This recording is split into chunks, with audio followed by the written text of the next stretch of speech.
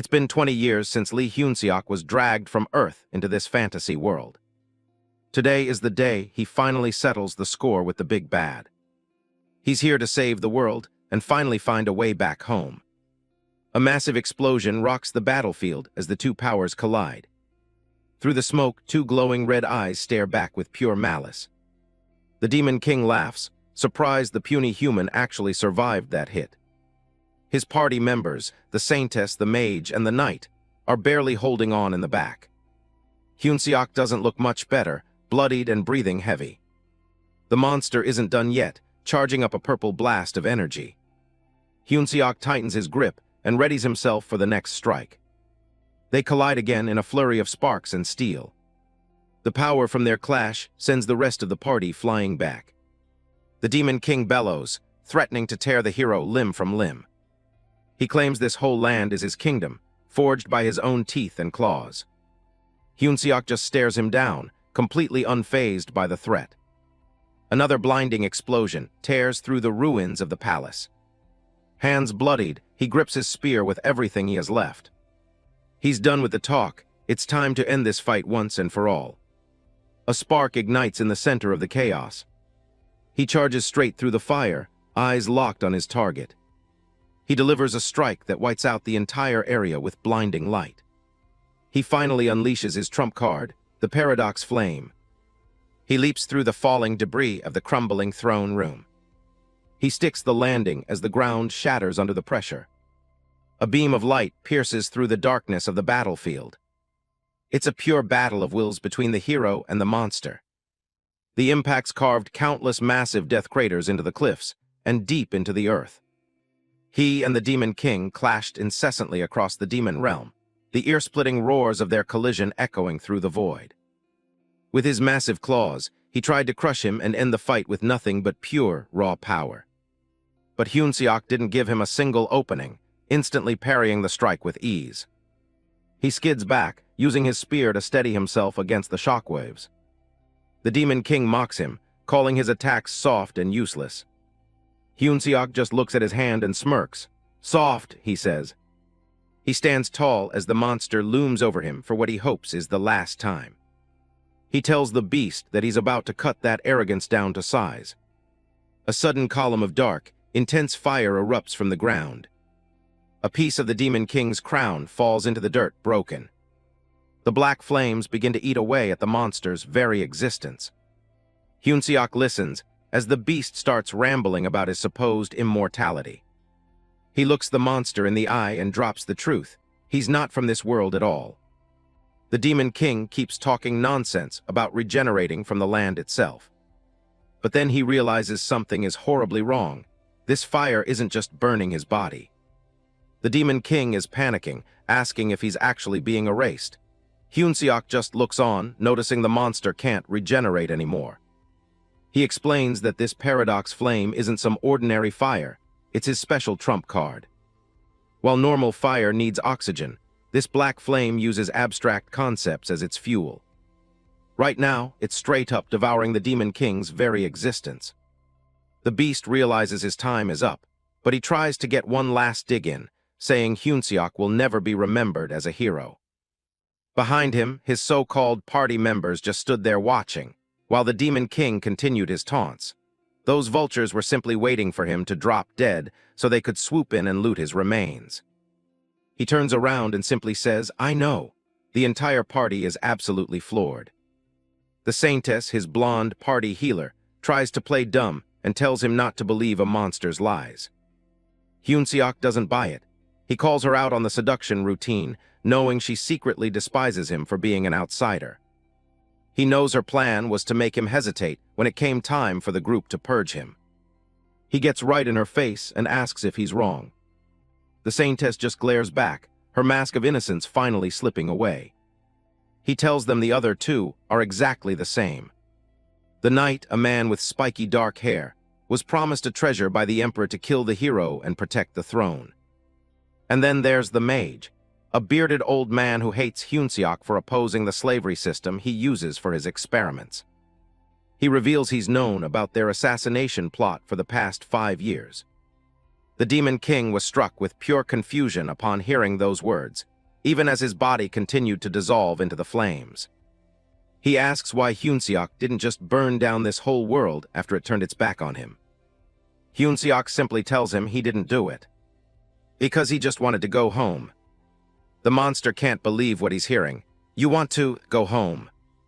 This all started 20 years ago, back in 2005 on Earth. He was just an ordinary office worker in his 30s, until a goddess pulled him into this world. It sounds like one of those cheesy stories about a regular guy becoming a legend in another world. But the reality was a total disaster of death and screaming. He was told there was only one way back: defeat the monsters and save the world. So for 2 decades, he trained and fought his way through this hellscape. He looks back at the people he saved, not exactly a grateful bunch. He carried a dying child back to a village, but the response was anything but heroic. The locals just complained that it was a waste of good medicine to save the kid. This world was unbelievably cruel, often just abandoning the wounded to die.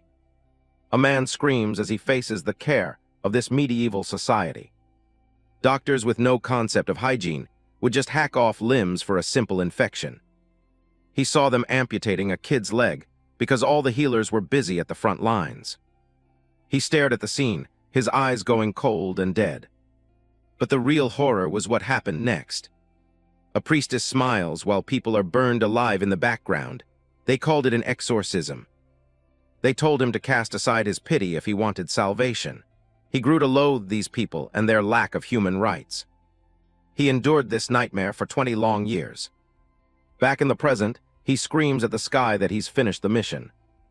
He demands the goddess keep her end of the deal as a column of light descends. A massive flash of light engulfs him as he prepares to leave this world behind forever.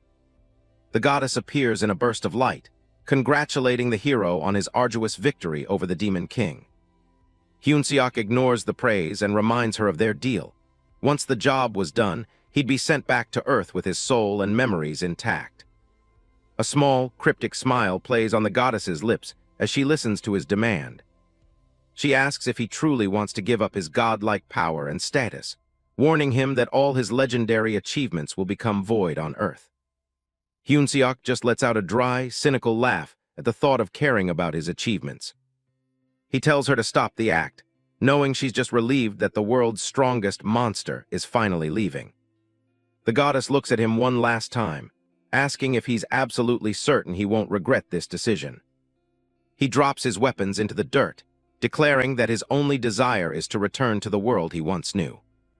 The spears clatter to the ground, a final sign of his retirement as the savior of this world. "Very well," she says. Seok breathes a sigh of relief as he prepares to leave this god-forsaken place behind. He looks down at his scarred, battle-worn hands, reminders of 20 years of constant suffering. A brilliant column of golden light descends, engulfing him as the transportation process begins. But then she adds a catch. His original body on Earth is long dead, so his soul will be placed into a new vessel. Seok's eyes widen in confusion. Whose body am I going into? The goddess remains cryptic, only saying that the body is one fated for a wretched end. Still, she's confident that a man who survived this world will have no trouble surviving a bad fate on Earth. Seok doesn't care about the risk. As long as it's Earth, he's willing to face whatever harsh fate awaits. His form begins to dissolve into the light as he makes his final resolve to leave his past behind. Whatever life he wakes up to, he knows it has to be better than the 20-year nightmare he just escaped. A slow blink as eyes flutter open. Seok wakes up in a sunlit room. He can't believe he's actually back. He's taken over the body of a guy named Yoo Chan-seok. It's Earth, the year 2025. He looks at his hands, glad to be far away from those backstabbing heroes in the other world. He spots a mirror, finally a clear reflection. Touching his new face, he accepts his new identity. He hugs the mirror, overwhelmed that he's really home. Splashing his face with tap water feels like a miracle. No more contaminated junk. This is the real magic. He stares at the gas stove's flame. Fire with just a button press is way better than any mage's campfire. He sets a box down on the table. This is what he missed most. Fried chicken. He stares at it like it's a pile of gold. He takes a massive, desperate bite. He sits on the floor, devouring the meal in silence. It tastes so good he starts to choke up. This is what real food is supposed to be. Tears stream down his face as he realizes how much he's missed everything about Earth. He looks out at the city, ready to start a normal life. Seeing the date, he realizes time moved here too. It's already 2025. A red beam shoots into the sky outside, but he doesn't care. Nothing could be worse than the hell he just left. He turns on the shower. Hot water pours down instantly. He doesn't have to wait for a fire or carry buckets.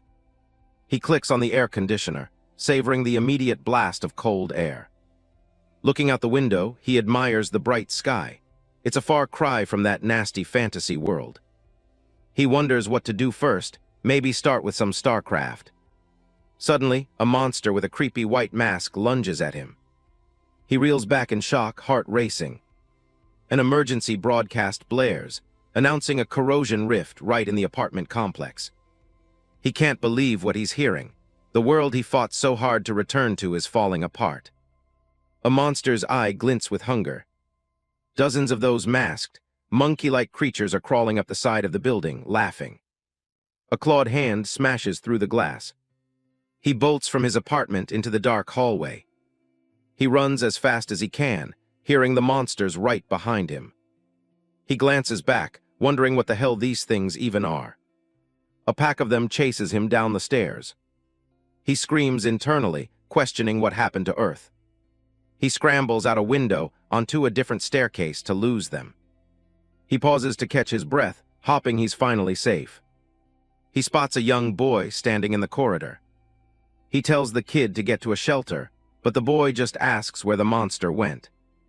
The kid looks up with dead serious eyes and says he's going to kill it, even asking if Lee Hyun-seok wants to come along. Lee Hyun-seok stares at him, completely baffled. The boy drops the worst news possible. Earth has been infested with monsters for 13 years. Lee Hyun-seok couldn't just let the kid wander off alone, so he ends up tagging along. The boy seems oddly used to this terrifying reality. He explains that no one knows where these corrosion rifts come from or when they'll show up next. Lee Hyun-seok is fuming. He survived 20 years in a medieval hellhole just to return to a post-apocalyptic one. He curses the goddess for giving him such a raw deal. When the boy asks why he's so clueless, he quickly lies and says he's been living in America. The kid starts babbling about how the US president got impeached for a secret family scandal. Lee Hyun-seok tries to change the subject, asking about the kid's favorite hunter instead. The kid excitedly babbled about a top-tier hunter named Lee Si-yoon who wields a massive greatsword. And of course, this hunter is a total waifu material, absolutely stunning enough to make anyone drool. Lee Hyun-seok wonders how normal humans could possibly stand a chance against these monsters. He realizes Earth might be more like the other world than he thought. The kid tries to pull up a video, but Lee Hyun-seok shuts him up before they're discovered. He senses the enemies nearby.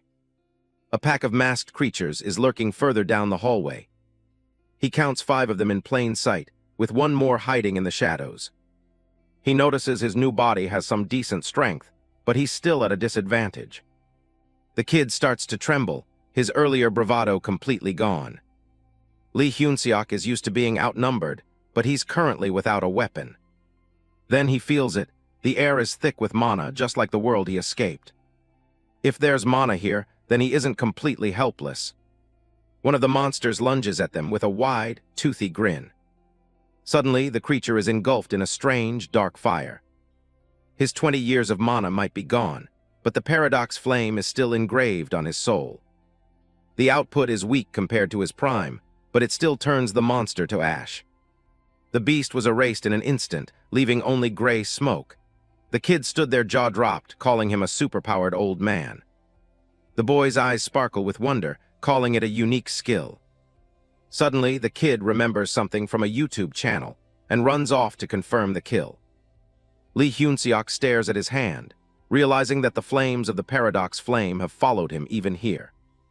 Suddenly, a monster lunged forward with a twisted, manic grin, just as a command for the boy to stay put rang out.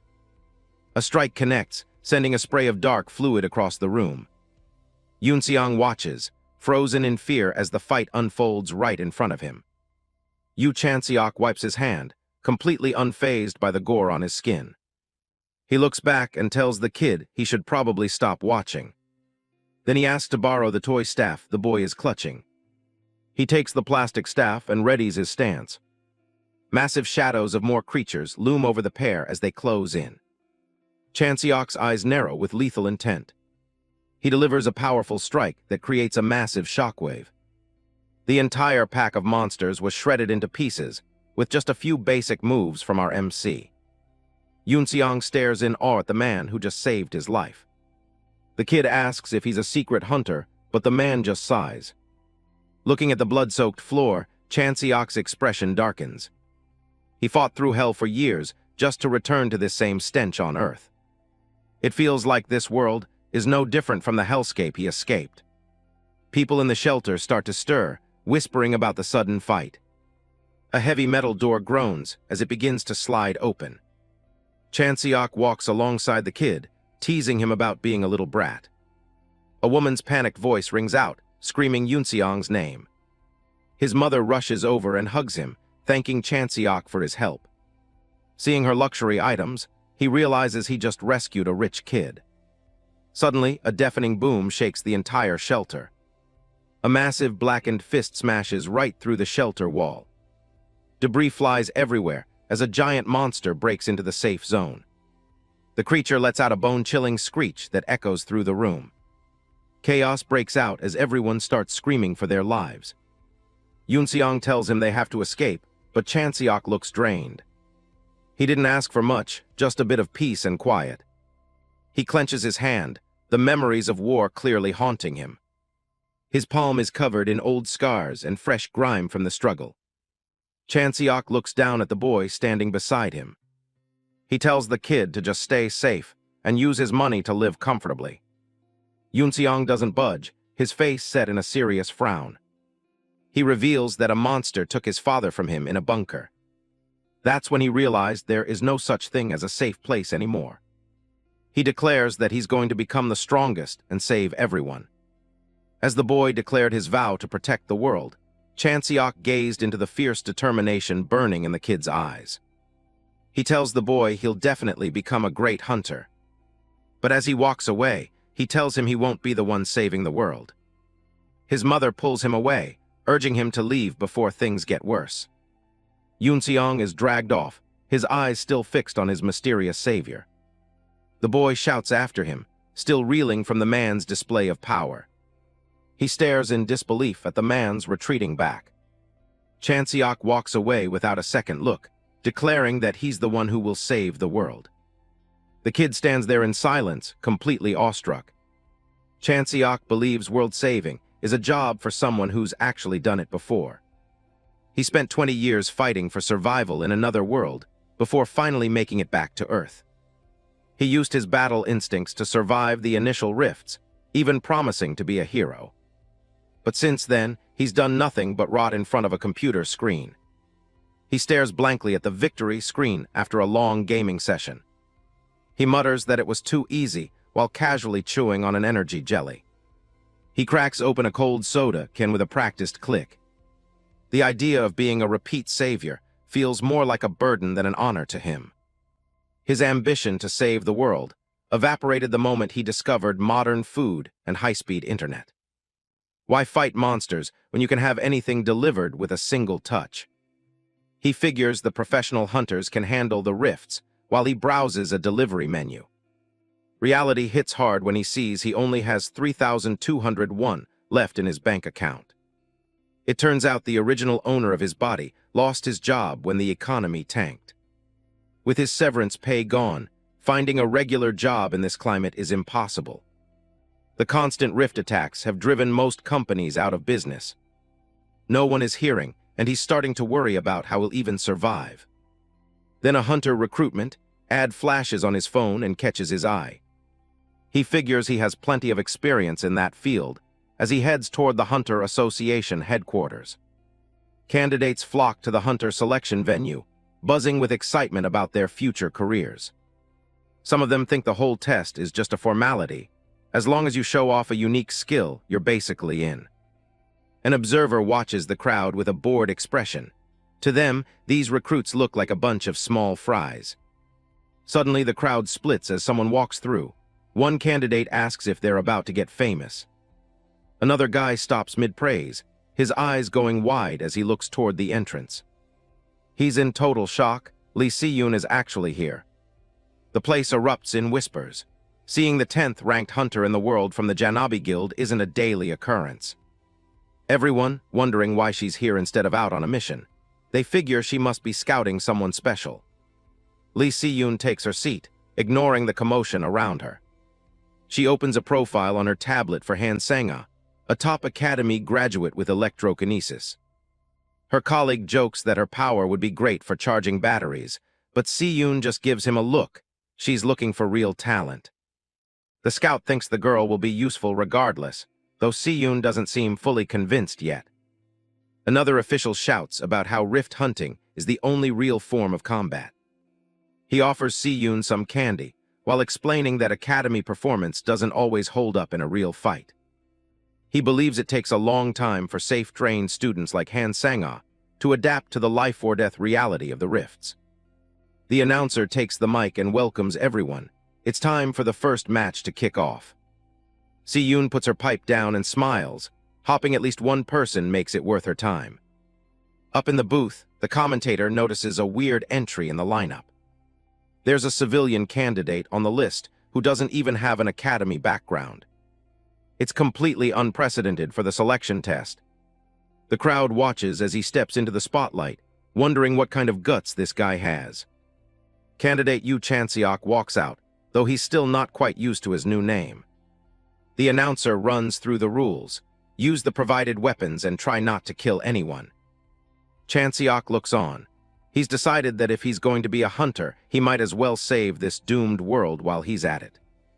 His opponent, a blonde guy with a spear, just smirks. He can't believe he has to fight a nobody. Simultaneously, Chan-seok reminds himself that he needs to win this if he wants to afford a decent meal. The referee signals for both candidates to take their positions. The fight starts, and the blonde guy charges in immediately. Chan-seok stays perfectly still, as his opponent tells him to consider it an honor to lose. Flames burst from the spear as the guy brags about being the Academy's master of the weapon. He even mocks Chan-seok for having no mana. Chan-seok's eyes narrowed, closely tracking the flashy, pathetic moves unfolding before him. Without a single word, he slammed his spearhead deep into the ground. Using this weapon would definitely be overkill for these puny rookies. The blonde guy is baffled. His target just vanished into thin air. He spins around, searching for where Chan-seok went. But Chan-seok is already right behind him. He casually tells the kid his spear work is pretty clumsy. A punch connects with a heavy thud. Chan-seok drives his fist forward, putting his full weight into the strike. Then he followed up with a brutal uppercut. The impact distorted the blonde guy's face as blood and spit sprayed everywhere. He's knocked out cold before his body even hits the ground. Chan-seok stands over him, surprised the match ended so quickly. He actually used his bare hands because he thought using a weapon would probably kill the guy.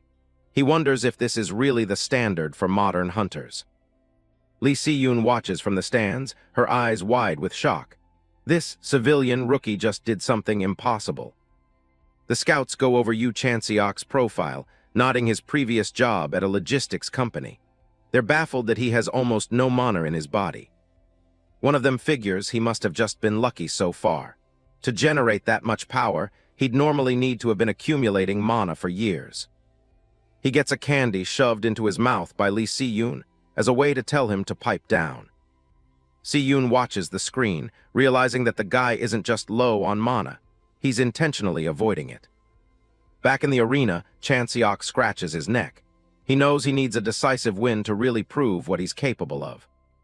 That blonde guy somehow scrambled back to his feet, his jaw trembling as he stammered in utter disbelief. How is this even possible? Chan-seok assures him it won't be a fatal wound, as he delivers a blindingly fast strike.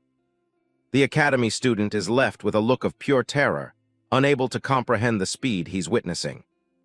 The guy hits the floor hard as the announcer declares Yoo Chan-seok the winner of the round. The crowd is buzzing. They can't believe a civilian just walked in and dominated an academy elite. Lee Si-yoon's eyes stay fixed on the rookie. She's seen enough to know this isn't just luck. Other scouts are already losing interest in the rest of the matches, seeing the massive gap in skill. Si-yoon stands up. While everyone else is still busy evaluating his stats, she's ready to make a move to see his real potential. She heads out to find the association president, leaving her confused colleagues behind. Meanwhile, Chan-seok continues to dismantle his opponents. He's starting to get bored, thinking these hunters are surprisingly weak. He finds that no matter who they throw at him, they're all around the same mediocre level. He wonders what on earth they're actually teaching at the Hunter Academy, if this is the best they can produce. He sighs, hoping there's at least one person here who can give him a decent challenge. His wish is granted when the crowd starts cheering for the next contender. The spectators are hyped. They've been waiting for the top student to finally step into the ring. The grand finale is announced. It's the Academy's star pupil, Han Sang-ah. Chan-seok watches her approach. He can feel the shift in energy. Over the intercom, the MC announced that she had accumulated the most mana of the day, while he just stood there with nothing but his bare hands. She tells him his luck has run out, but Chan-seok just finds her trash talk incredibly generic. She draws her sword, assuming that because he only uses his fists, he doesn't have a unique skill. Her eyes glow with power as she warns him she won't be going easy. Chan-seok thinks to himself that he does have a unique skill. He just isn't using it because she'd probably get hurt. The referee gives the signal to start. Sang-ah takes a low stance, electricity crackling around her body. She grips her hilt, preparing her signature high-speed draw technique. Chan-seok stays focused, his eyes tracking the surge of mana. There's a massive explosion of light as she unleashes her attack. Sang-ah is stunned when she realizes her blade hit nothing but empty air. Chan-seok had jumped high into the sky, dodging the lightning strike effortlessly. She stares up in disbelief, wondering how a human could have the reaction time to dodge that. Chan-seok finds the whole thing interesting. He recognizes that she's using an electric current to turn her scabbard and blade into a magnetic railgun. He lands gracefully and explains that while her skills are the best he's seen so far, she's missing the most important part of combat. Sang-ah is speechless. She was so focused on raw speed that she didn't realize how predictable her path had become. He points out that by laying down a magnetic rail in the air, she basically showed him exactly where she was going to attack. He tells her that no matter how powerful a strike is, only an idiot would telegraph their path so clearly.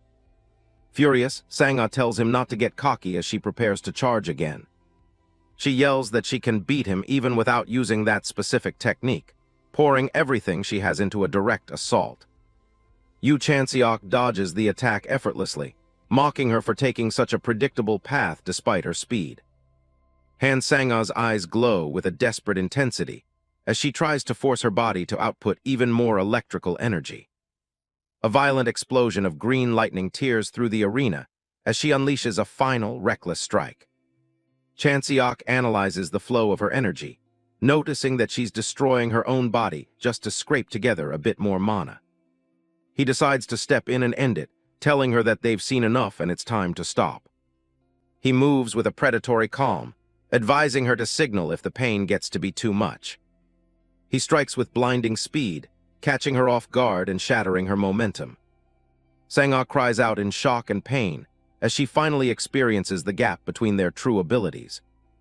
Chan-seok clenches his fist, preparing to deliver the finishing blow to the Academy's star pupil. He lands a series of heavy, physical strikes that mana-based defenses can't seem to block. A single, powerful punch is thrown with perfect form, aimed directly at her center. The force of the impact sends a shockwave through the floor of the ring. Han Sang-ah is left completely dazed, her face bloodied and her eyes blank as she loses consciousness. She hits the ground hard, her pride and her body equally broken by the unexpected defeat. The audience and the judges are stunned into silence, struggling to process the fall of the Academy's top student. They're all left with the same burning question: where did someone with this level of power come from? Chan-seok walks away, concluding that while she had talent, she relied too much on mana and neglected her physical training.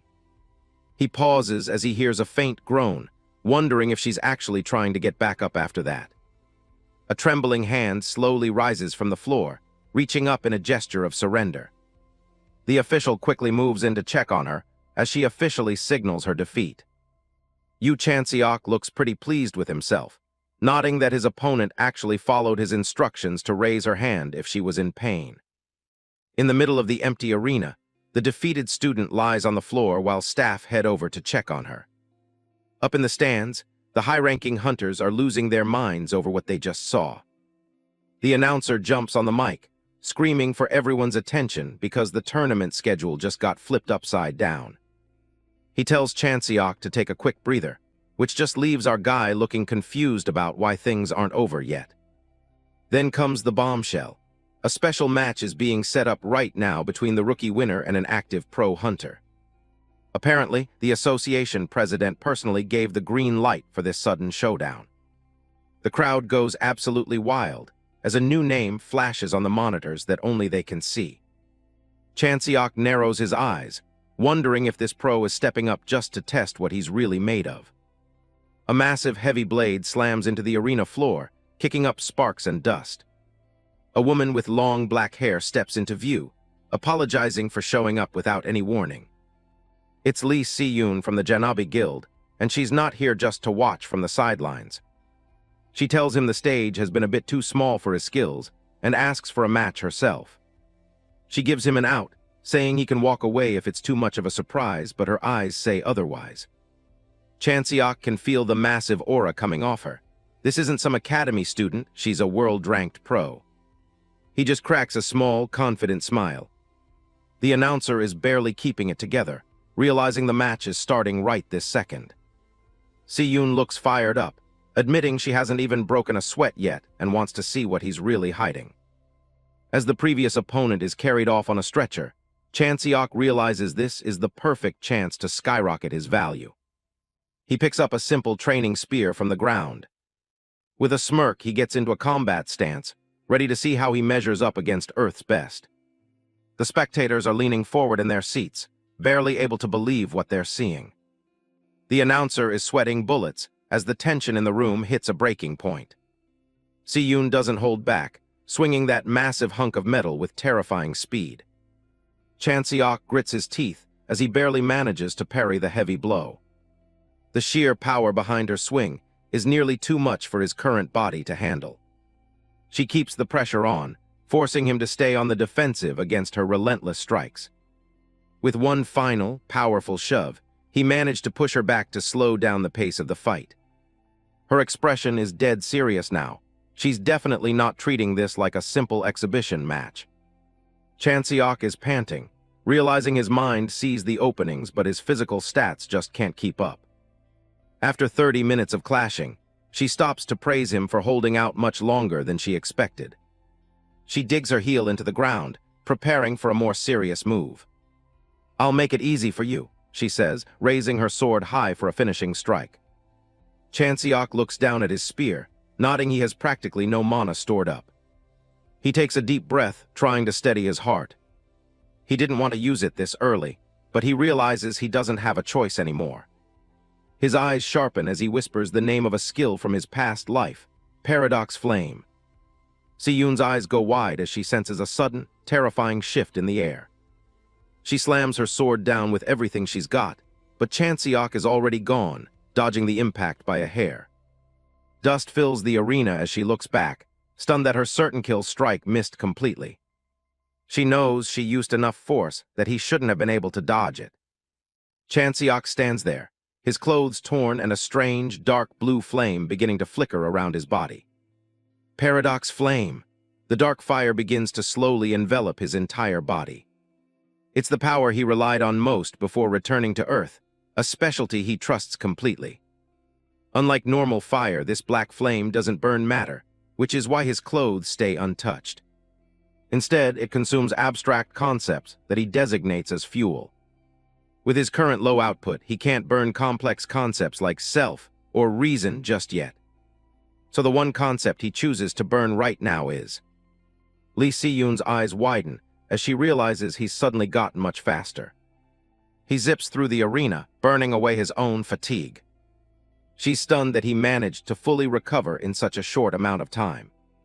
Their weapons clash with a heavy metallic ring, sending sparks flying everywhere. She can feel the mana in the air fluctuating wildly, wondering if the arena's settings have glitched.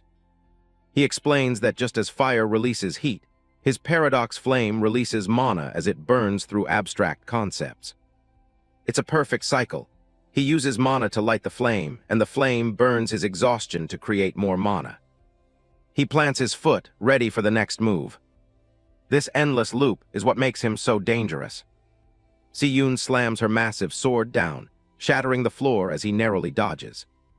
She's starting to get annoyed, asking if he really plans to keep this up. She compares him to a pest that grabs onto someone's leg and won't let go. For Chan-seok, this has turned into a brutal war of attrition. He flashes a cocky grin, asking if she likes guys who don't know when to quit. Her expression is cold as she tells him she absolutely hates people like that. Just as a burning tree leaves only ashes, his paradox flame also leaves a residue behind. It's a visual trail of everything he's burned through during the fight. Once everything is turned to ash, the paradox flame will finally vanish. The clock finally hits 4 hours and 17 minutes. Chan-seok is flat on his back, begging for mercy while Si-yoon stands over him with her massive blade. The announcer declares Lee Si-yoon the winner after Chan-seok officially forfeits the exhibition match. Nearby, a recruiter reaches into his suit jacket for something. His colleagues are shocked, recognizing the special lollipop he's pulling out. Lee Si-yoon tosses the candy and her business card to Chan-seok as a reward for his persistence. He looks at the card, seeing she's a partner hunter for a big agency called Janabi LLC. She gives him a wink, telling him to give her a call so they can talk about the details later. The announcer wraps up the trials, calling Chan-seok back to the stage to receive his official winner's award. Later on, Chan-seok is happily crunching away on that lollipop. He's scrolling through a smartphone, amazed that a single device holds his license and an entire hunter community. He's impressed by how far technology has come until someone calls out his name. A massive, muscular man with tribal tattoos and a black shirt looms over him, saying he looks better in person. Chan-seok stares up at the giant, who has to be well over 2 meters tall. The man holds out a business card, and Chan-seok asks who the hell he is. The card identifies him as Yoon Seong-hyun, a partner hunter from the T-back Guild. Seong-hyun tells him to join his team, promising that Chan-seok will definitely shine under his guidance. Chan-seok thinks the guy seems sincere, but Si-yoon's earlier offer is still fresh in his mind. Yoon Seong-hyun tells Chan-seok he doesn't need an immediate answer and that he has another appointment. He lets out a boisterous laugh, wondering if Chan-seok thought he'd demand a decision right then and there. He places a heavy hand on Chan-seok's shoulder, his tone shifting. He gets close, his eyes gleaming with a menacing intensity as he tells Chan-seok to think it through properly. With a simple "see you around," he turns and walks away. Chan-seok watches him go, his mind made up instantly. He's definitely not joining T-back. Later, Chan-seok gives Lee Si-yoon a call to discuss her offer. She tells him she's at a place called The Hut and promises to send him the location. He arrives at the Hunter Association building and spots the sign for the cafe. A cheerful, pink-haired cafe staff greets him as he steps inside. Lee Si-yoon waves him over from a booth, nodding that he's arrived quite early. Chan-seok looks around the unusual cafe, wondering if something happened to make it so quiet. He sits down and tells her about the massive guy who tried to recruit him earlier. Si-yoon explains that since a titan like Yoon Seong-hyun showed interest, most other guilds wouldn't even dream of making an offer. Chan-seok realizes that likely applies to her guild, Janabi, as well. To his surprise, she casually mentions that she has no intention of actually recruiting him. He's taken aback, so she suggests the idea of him working as a freelancer instead.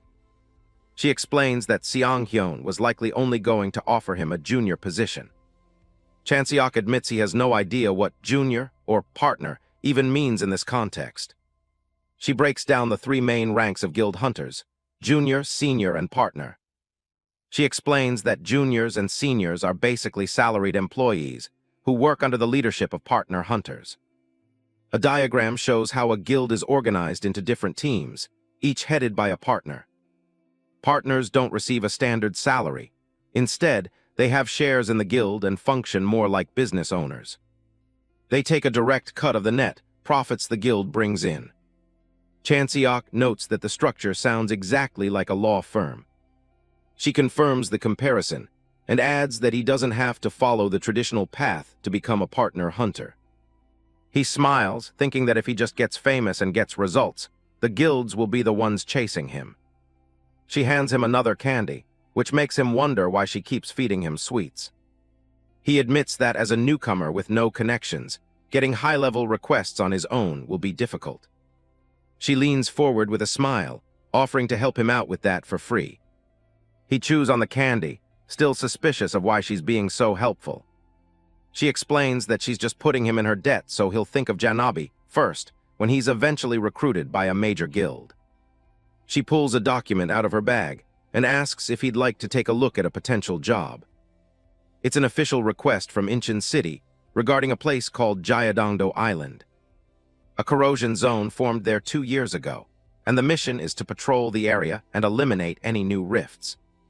The pay is 5 million won up front, with an additional 15 million upon completion of the 1-month task.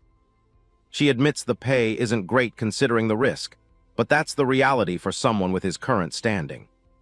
She tells him that if he wants the big money, he has to become strong enough to make it flow into his pockets. She looks him in the eye and asks for his final answer. Chan-seok starts to give his response. A luxury car speeds along a bridge as a mysterious voice asks what kind of guy he is. Inside the limo, Lee Si-yoon reports that Yoo Chan-seok is a civilian who cleared a weapons tournament with nothing but his bare hands. Lee Si-yoon argues that not bad is an understatement, as Chan-seok survived 4 hours against her. The boss's voice comes from the phone, skeptically asking if she just limited her power. She retorts that she's a veteran hunter with a decade of experience. She stares out the car window, admitting that her battle-hardened experience wasn't enough to easily toy with him. She confesses that even in another life, she doubts she'd ever encounter another monster like him. The location shifts to Incheon City, Jayadongdo Island, where a group of hunters has gathered on the shoreline. The boss's voice questions the choice, nodding that the island mission specifically requested hunters with prior experience. On the beach, a serious-looking hunter with brown hair prepares for the mission alongside others. A hand confidently grips the hilt of a sword as Si-yoon tells the boss not to worry. She reveals that she's paired Chan-seok with someone truly reliable, Han Sang-ah. The boss agrees to trust her judgment as the brains of Janabi. Si-yoon smiles to herself, asking the boss what he thinks the kid will be like if he ever reaches his level. On a remote island, a towering man in a dark cloak stands, the very person Si-yoon and the boss were just talking about. The camera zooms in on Chan-seok, now decked out in brand new gear with a gaze as sharp as a blade. Si-yoon's final thought remains a chilling warning. One day, that kid might just become strong enough to take even you down. 1 month ago, a delivery guy is trudging along, hauling a massive, oversized box on his shoulder while hunting for room 1506. A delivery man is struggling with a package that feels way too heavy. He's grumbling as he checks the next recipient on his list. He finally reaches apartment 1506. Yoo Chan-seok sits in a quiet room, looking at the long, black equipment case he just received. He unlatches the case with a sharp click. His eyes lock onto the contents. Inside is a sleek black spear, finally ready for some action. He holds up a bottle of green elixir, which hunters use to replenish mana in emergencies. Most hunters draw mana from the atmosphere and store it in their bodies like water in a tank. Chan-seok's method is different. He skips the storage phase and absorbs mana directly from the air as he needs it. This gives him a huge advantage, since he's not limited by his own capacity. By constantly cycling mana, his internal channels gradually strengthen. The downside is his channels are currently too small to produce a powerful output quickly. He decides to spend the next month training with the elixir to grow his potential. Flash forward to the present, Jayadongdo Island in Incheon. A long line of hunters waits at the island's check-in point. Chan-seok presents his digital license on his smartphone. The official confirms his ID and tells him he's been assigned to Squad 8. He heads over to the assembly area marked with the number 8. He joins his teammates, who are already grumbling about the pay or feeling nervous. A familiar face catches his eye.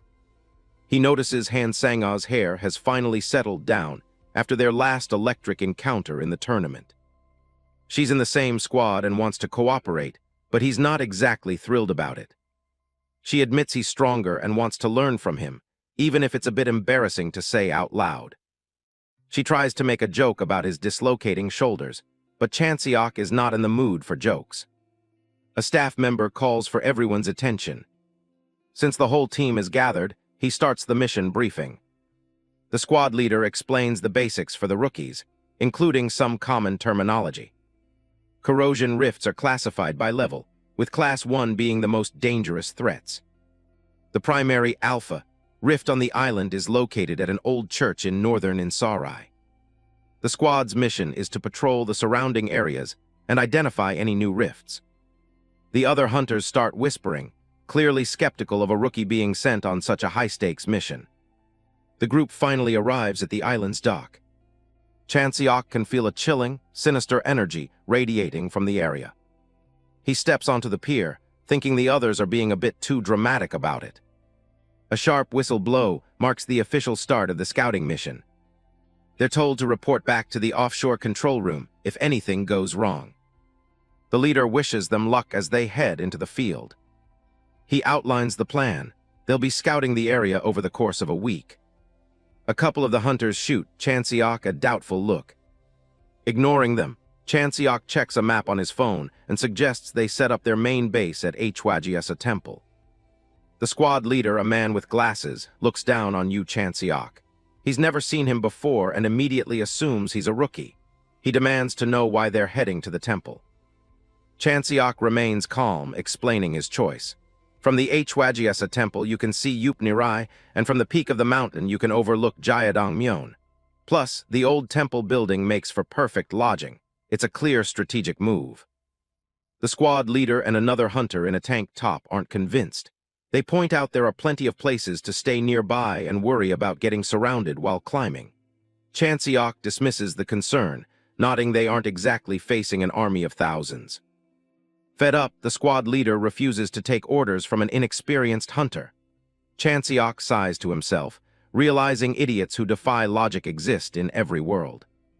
Since the team is uncooperative, he tells them to just act separately. He turns and heads into the woods.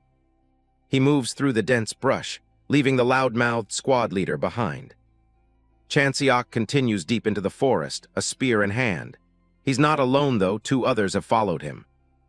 He expected Han Sang-a to tag along, but he wonders who the third person is. He can sense the newcomer's mana is slightly higher than hers. The man introduces himself as Kim Min-ji. Chan-seok asks him bluntly why he followed them. Min-ji looks a bit caught off guard by the question. Min-ji explains he was worried about letting 2 rookies run off on their own. Chan-seok is slightly impressed, thinking there's at least one decent person in this group. Suddenly, Chan-seok's expression sharpens. He detects something ahead. He skids to a sudden halt, his boots kicking up a cloud of dust. He holds up a hand, telling them both to wait. Min-ji and Sang-a look surprised by the sudden stop. Chan-seok signals them to be quiet and take a peek over the ridge. They're clearly approaching something dangerous. Min-ji carefully peers over the rocks, his eyes widening in shock. In a clearing below, dozens of monstrous, green-skinned corrosion creatures are gathered. Min-ji whispers urgently that they should take a detour. There are way too many of them, at least 50. Chan-seok tells him to keep it down and asks what his unique skill is. Min-ji is flabbergasted, asking if Chan-seok is actually considering a fight. Chan-seok looks him dead in the eye, stating that fighting monsters is exactly what hunters do. He asks again for Min-ji's most confident skill. Min-ji reluctantly reveals his specialty is fire, specifically fireball. Good, Chan-seok says. He tells Min-ji to attack first as soon as he gives the signal. Min-ji's jaw drops. What should I do? Min-ji asks, panicking as he looks at Han Sang-ah. He can't believe she's going along with this madness. He argues that taking on 50 monsters with just the 3 of them is reckless, especially since it's Chan-seok's first mission. Min-ji suggests they should radio for help while they still have a chance, but Chan-seok points out the other hunters won't make it in time. He shows them a map on his phone. The other squads are all the way at the coast, while they're the only ones near Hwajiesa Temple. He explains that if they radio now, there's no guarantee anyone will come, and if the monsters scatter, they'll just become a bigger threat to everyone else. Min-ji realizes the guy is right. Even if help was near, the friction with the other squads earlier means they probably wouldn't rush to help. He thinks back to the hostile and dismissive attitude of the squad leader. They're on their own. That means we have to deal with them ourselves, Chan-seok concludes. He tells them their only option in this situation is a surprise attack. Using his spear, he draws a tactical diagram in the dirt. He tells Min-ji to aim a fireball at the center of the pack while he handles the sides. Min-ji stares at him, dumbfounded by the detailed strategy. The rookie is anticipating every single possibility. He starts to wonder who this guy really is. He takes a deep breath and gets into position. Below, the corrosion creatures are rustling about, unaware of the impending strike. On Chan-seok's command, Min-ji unleashes his power, hurling a massive fireball down into the clearing. The fireball connects with a thunderous blast, catching the monsters completely off guard. Screams fill the air as the monsters are engulfed in a roaring inferno. Chan-seok prepares to dive into the fray. Min-ji yells that he needs a second before he can throw another fireball. Chan-seok tells him to just fire when ready. Min-ji nods, focusing on his next attack. Chan-seok leaps into action, his spear flashing in the light of the flames. He focuses intently on the battlefield. To him, efficiency is the only thing that matters in a fight. He becomes a whirlwind of steel, cutting through the monsters with ruthless precision. He knows dividing roles is the key to maximum results. One of the monstrous, bat-like creatures lunges at him with its claws extended. Yoo Chan-seok is a whirlwind of action, slashing through the corrosion creatures. He thinks to himself that until Kim Min-ji's next fireball is ready, he must keep the monsters at bay to protect the mage's position. He knows he can't hold them all off forever, but he's doing an incredible job. He leaps and strikes with practiced ease, his movements a blur to the monsters. He grits his teeth, focused on the plan. He's a firm believer that dividing roles is the key to surviving an ambush like this, especially with an unpredictable squad. Nearby, Han Sang-ah's hand tightens around her sword's hilt. She's been waiting for her moment to strike, watching for an opening. With a sudden burst of speed, Sang-ah enters the fray. Her blade flashes under the sunlight, cutting down 3 monsters in a single, fluid stroke. She takes a sharp breath, her eyes narrowed in concentration. On her left shoulder, an intricate tattoo glows faintly, hinting at a power that goes beyond mere swordsmanship. From a higher vantage point, Kim Min-ji calls out, "Chan-seok SSI, I'm ready." He's already surrounded by a swirling aura of intense orange flames. Chan-seok glances back with a sharp look.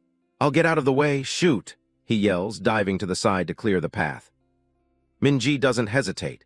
He leaps into the air and slams his hands together, focusing all his remaining mana into one final, massive projectile. A titanic fireball slams into the center of the monster pack, erupting in a blinding, earth-shaking explosion that consumes everything in its path. As the smoke begins to billow, Chan-seok grips his spear tightly, ready to deal with any monsters that might have survived the blast. Suddenly, an intense, golden light flickers in his eyes as a chilling command rings out through the clearing. "Kill them both!" The atmosphere shifts instantly from hard-won victory to a new, unexpected danger. A final explosion rocks the clearing, sending debris and dust flying everywhere, obscuring the battlefield once more. The battle seems to be over. A spear is thrust deep into the scorched earth amidst the remains of the monsters, the silence of the forest slowly returning. Chan-seok stands tall in the center of the clearing, his back to his teammates. He looks over the devastation, satisfied that the immediate threat has been neutralized.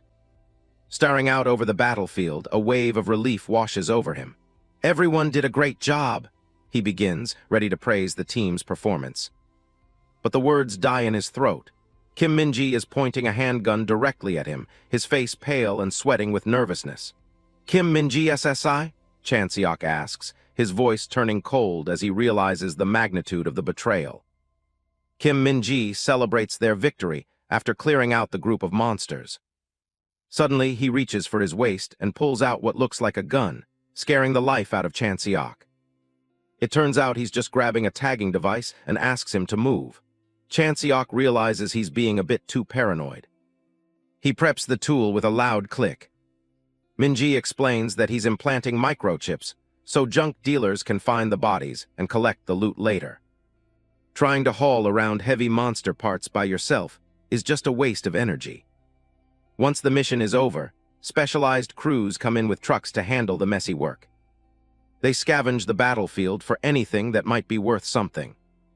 The dealer sells it all off and splits the profit with the hunter after taking a small commission.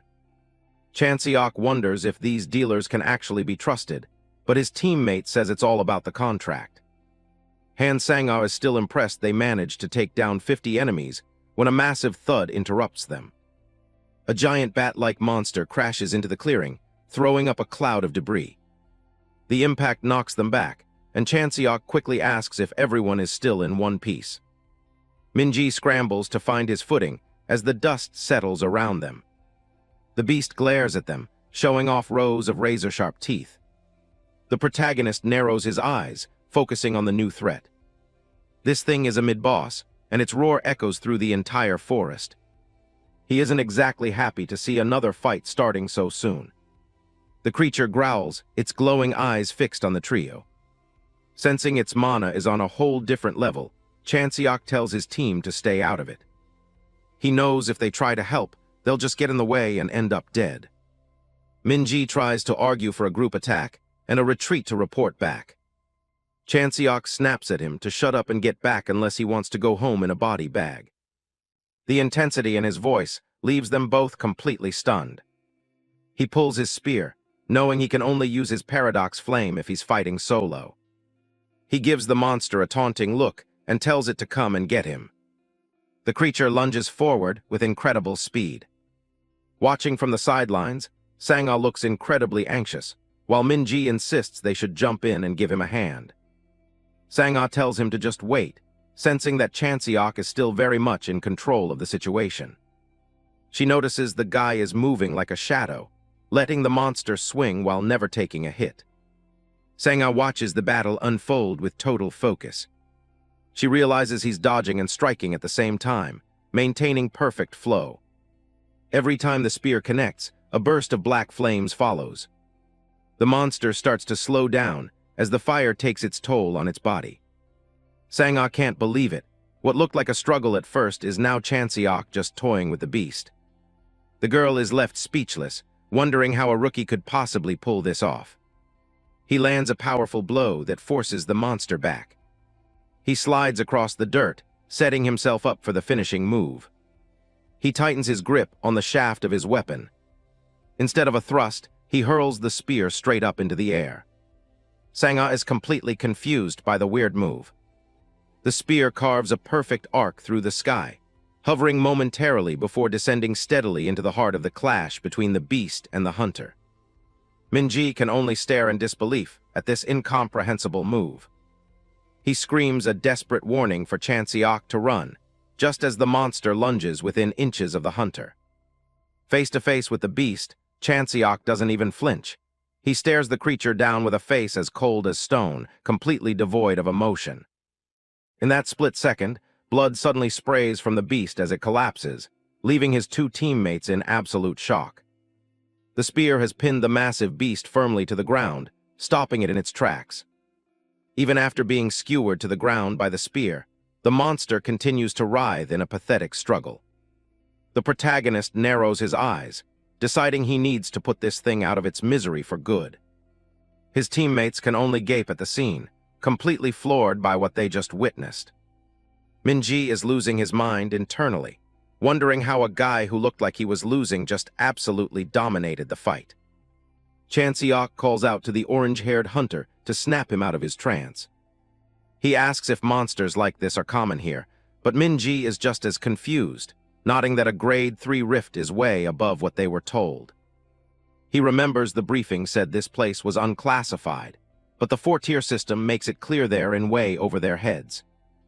Based on the monster they just fought, Chan-seok concludes that the rift has definitely upgraded itself to a grade 3. Han Sang-ah tries to protest based on the official briefing, but the guy tells her to be rational about the evidence. Minji starts panicking, knowing that a grade 3 rift means almost certain death for everyone on the island. He realizes that if things are really this bad, most of the hunters out there aren't coming home.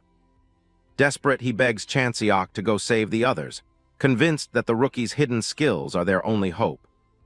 But he gets a cold rejection instead, with the spearman pointing out that he can't save everyone alone and has his own limits. Chan-seok snaps them back to reality, reminding them that their mission is to clear the rift, not to play hero, especially since death is just another part of the job. Sang-ah then asks him what he'd do if he was the one in trouble, wondering if he'd expect a savior. She questions if he'd feel resentful while dying alone, assuming that naturally he'd want someone to show some compassion. The protagonist stays calm, explaining that he isn't heartless, he's just focused on the cold, hard reality of the outcome. He flashes back to a dying knight, recalling that in his world, some deaths are simply unavoidable. He knows from experience that when you're faced with that kind of fate, your feelings don't change the fact that you're dead.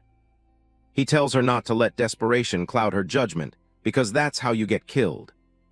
They reach Hwajiesa Temple under the moonlight, a traditional building that seems untouched by the corruption. A foot steps across the threshold as they move inside to set up a base. After a quick sweep, they confirm the building is clear of any monsters, much to Sang-ah's relief. Chan-seok asks if they can spot anything outside, but it's too dark for them to see much of anything. However, the distant flash of lights gives away the positions of the other hunter squads scattered across the island. He notes that using lights is basically an invitation for monsters to come and kill you. It might be fine against small fries, but if another one of those grade 3 monsters shows up, those hunters are toasted. He decides to send a group warning message to everyone, identifying himself as being with Squad 8. He warns them that the rift is likely grade 3, and tells them to kill the lights if they want to live. Later, they draw a simple map in the dirt to plan their next move. Sang-ah confirms that destroying the core of the rift will make the corruption, and the monsters disappear. Chan-seok thinks it over, realizing that the solution to their problem is actually pretty straightforward. If they want to end this nightmare, they just have to take out the source of the rift itself. Sang-ah sits quietly, her expression softened as she reflects on the gravity of their situation. Minji eventually drifts off to sleep, exhausted from the day's near-death experiences. A hand carefully places a small sensor device on the floor to keep watch. Chan-seok keeps his eyes on the entrance, remembering the guy's claim that it would sound an alarm if anything gets close. Yoo Chan-seok looks out over the dark mountain range, figuring he can leave his teammates to rest while he takes care of business. He speeds through the dense woods, glad he memorized the location of the Alpha Rift so he could end this quickly. Suddenly, something catches his attention, and his eyes widen in surprise as his senses go on high alert. A massive clawed paw slams into the ground right in front of him, cracking the earth beneath it. The protagonist realizes his internal monologue about things going smoothly was a huge mistake. A deep growl rumbles from the shadows as a towering beast corners him, and he mutters in annoyance as he charges his powers. Despite the overwhelming presence of the new threat, he remains composed and ready for a fight. He narrows his gaze, carefully analyzing the creature that just blocked his path. Standing before him is a giant purple monster with glowing white eyes, a monster he has never encountered in any of his previous clashes. Back at the Situation Room on Jiadong Island, things are going south fast. Signals from the hunters are dropping like flies, and they're already presuming some of them are dead. The reports coming in aren't any better. The monsters are moving like an actual army. They've already confirmed a casualty from Team 3. It's a full-blown emergency. They're scrambling to get reinforcements and hitting up every hunter in the area for help. Suddenly, one of the techs spots something on the map. Someone is actually heading straight for the Alpha Erosion core. The boss is losing it, demanding to know who's crazy enough to be running into the fire instead of away from it. He wants them stopped immediately. It's Yoo Chan-seok. Turns out he's the one who first reported the core was actually upgrading its rank. The boss orders them to connect to his terminal immediately. He needs to know if this guy is even still alive. In all this chaos, Chan-seok is the only one who might actually have some answers.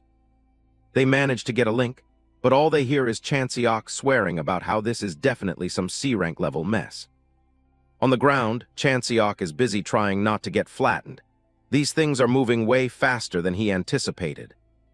He's taking shots at the association over the radio, calling them out for sending people in without a proper investigation. Barely dodging these things is proof enough. He's so fed up, he threatens to shove an erosion core up their faces when he gets back. The techs are just sitting there wondering if they should just hit the mute button. Despite the attitude, at least they've confirmed he's still breathing. Chan-seok realizes his paradoxical phantasm flame has a bit of a quirk. It's not great at straight-up killing individual targets on its own. He has to use the flames to slowly chip away at the big guy's health before finishing them off with his spear. But this massive purple beast isn't making it easy. It's taking the hits and just keeps coming. Fighting that giant bat earlier really drained his mana reserves. His power is a lot weaker than it should be right now. He can't just leave the island, so he needs to find a spot where he can draw some fresh mana. He spots something out of the corner of his eye. Found it. He spots a glowing blue energy source sitting right in the middle of the woods. He lunges forward just as lightning crackles through the air, with the monster right on his heels. He moves with a burst of speed, leaving nothing but a blur behind. He taunts the beast, telling it it's going to have to do better if it wants to keep up.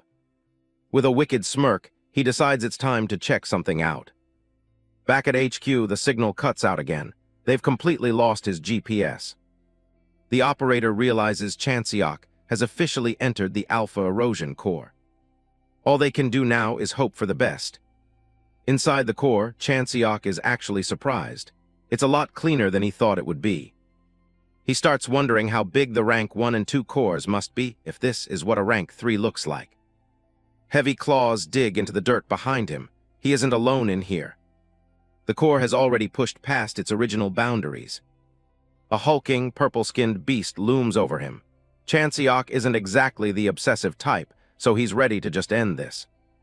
The monster lets out a massive roar, showing off a mouth full of jagged teeth. He tightens his grip on his spear. Using the paradoxical phantasm flame comes with one huge risk. Once he lets it loose, it spreads to every single living thing in the vicinity except for him. That includes his own allies if they're too close to the blast. If the flames get to a level where he can't control them, everyone's in trouble. It's a massive drawback to his power, but he decides to stop holding back and lets the energy surge. The purple flames erupt, engulfing the monster in a searing light. Since he's fighting solo, that whole friendly fire problem doesn't even matter. Now that he's powered up, the real fight is finally starting. The mana he drained from the beast surges through his body. It flows deep into his chest, glowing through his ribs as it integrates. He can feel it widening and toughening his meridians with every second. He exhales a mist of pure energy. The absorption is way more efficient than he actually expected. Across from him, the monster is still upright, but it's looking pretty rough. It lets out a pained scream that echoes through the rift. A massive shockwave ripples through the dark sky above. Chan-seok just smirks. He's finally figured out the creature's game. He stands his ground as the wind picks up. Suddenly, the monster's backup arrives, surrounding him in the dark. But it's too bad for them that they showed up now. Against him, overwhelming numbers don't mean a thing anymore. The ground caves in, forming a massive crater under the sheer pressure of his power. With just a single swing, he wipes out the entire swarm of small fries. He feels a lot stronger than before, but he knows he's still nowhere near his peak from the other world. He remembers Kim Min-ji mentioning this thing is the toughest enemy around here. As the flames are slowly drawn back and begin to fade, a piercing, ear-splitting sound suddenly cuts through the air. He realizes the monster has already lunged right above his head. Its blade is poised to strike, ready to end his life. He whips his head around, his gaze already locking onto its movement. A massive blast of energy tears through the area. The ground is carved with a long trench, as the sheer recoil of the impact sends both weapons flying apart. He calls out the monster's bluff, asking if it really thinks it won just because his paradoxical phantasm flame ran out, thinking it could just jump in and feast on him like a piece of cake. He emphasizes that the core of this power is on a completely different level, while the monster can do nothing but declare that he's a dead man. Chan-seok doesn't look worried. He's just calculating if he can land a 4-hit combo. He dances through a rain of debris, dodging the monster's opening strike. He brings his spear up in a blur to meet the monster's blade. Their weapons collide in a shower of sparks and blue light. The monster pushes back, its glowing eyes fixed on him. The clash of steel and mana is deafening as they fight for control. This is the moment he's been waiting for to unleash his dual moon spear. He spins his weapon, creating a massive glowing blue vortex of strikes. The monster is caught off guard, forced to shield itself from the onslaught. He calls out the name of the technique as the air itself seems to tear. A blue trail forms along the path of his spear, marking its trajectory. That trail mimics his first strike perfectly, repeating it 4 times over. On its own, it's a simple but deadly chain of consecutive hits. He ducks under a massive swipe from the beast's claw. But the real trick is when those blue trails delay their attacks by a single beat. It turns the battle into a double spear dance that's almost impossible to read. The monster realizes too late that it can't parry what it can't see coming. Under the relentless assault of the delayed combo, the beast finally slips up. A massive explosion of mana rocks the battlefield as his strikes connect. Yoo Chan-seok stares down his opponent, knowing the end is finally near. With a single, fluid motion, he unleashes the full force of his final strike. The monster is bombarded by a relentless rain of glowing blue energy shards. A thunderous crash echoes through the area as the blow connects with devastating power. The beast's mask falls to the earth, consumed by the lingering blue flames of the attack. As the monster dissipates, Chan-seok notices a strange, glowing blue cube left in its place. He reaches down and picks up the mysterious reward, inspecting it closely. Suddenly, a realization hits him as he looks toward the horizon and senses a change. Meanwhile, the Situation Room on Jiadong Island has descended into absolute chaos. Reports of monster interference and failed reinforcements flood the communication channels. The unnamed section chief looks on in despair, fearing the total loss of his teams. He feels completely helpless as he prepares for the worst possible outcome. Suddenly, a technician screams out that they've received a priority message from Yoo Chan-seok. The main screen flickers to life, broadcasting a miraculous notification to all channels. The message confirms that the Alpha Erosion Core has been successfully cleared and the threat eliminated. The section chief can hardly believe his eyes. The miracle he prayed for has actually happened. He is left speechless, wondering how a single hunter could have possibly pulled this off. Far from the noise, Yoo Chan-seok sits peacefully under the stars, finally enjoying a breath of fresh air. Lightning cracks through the air as the battlefield descends into total chaos. Han Sang-ah swings her blade with everything she has, desperately trying to keep the monsters at bay. Her hands are shaking from the strain, but she forces herself to grip the sword even tighter. She's already bleeding and completely exhausted. Without Yoo Chan-seok there, the pressure is becoming too much to handle. Kim Min-ji looks over at her, clearly just as drained as she is. They're trapped. A massive swarm of monsters is closing in from all sides, leaving them with no way out.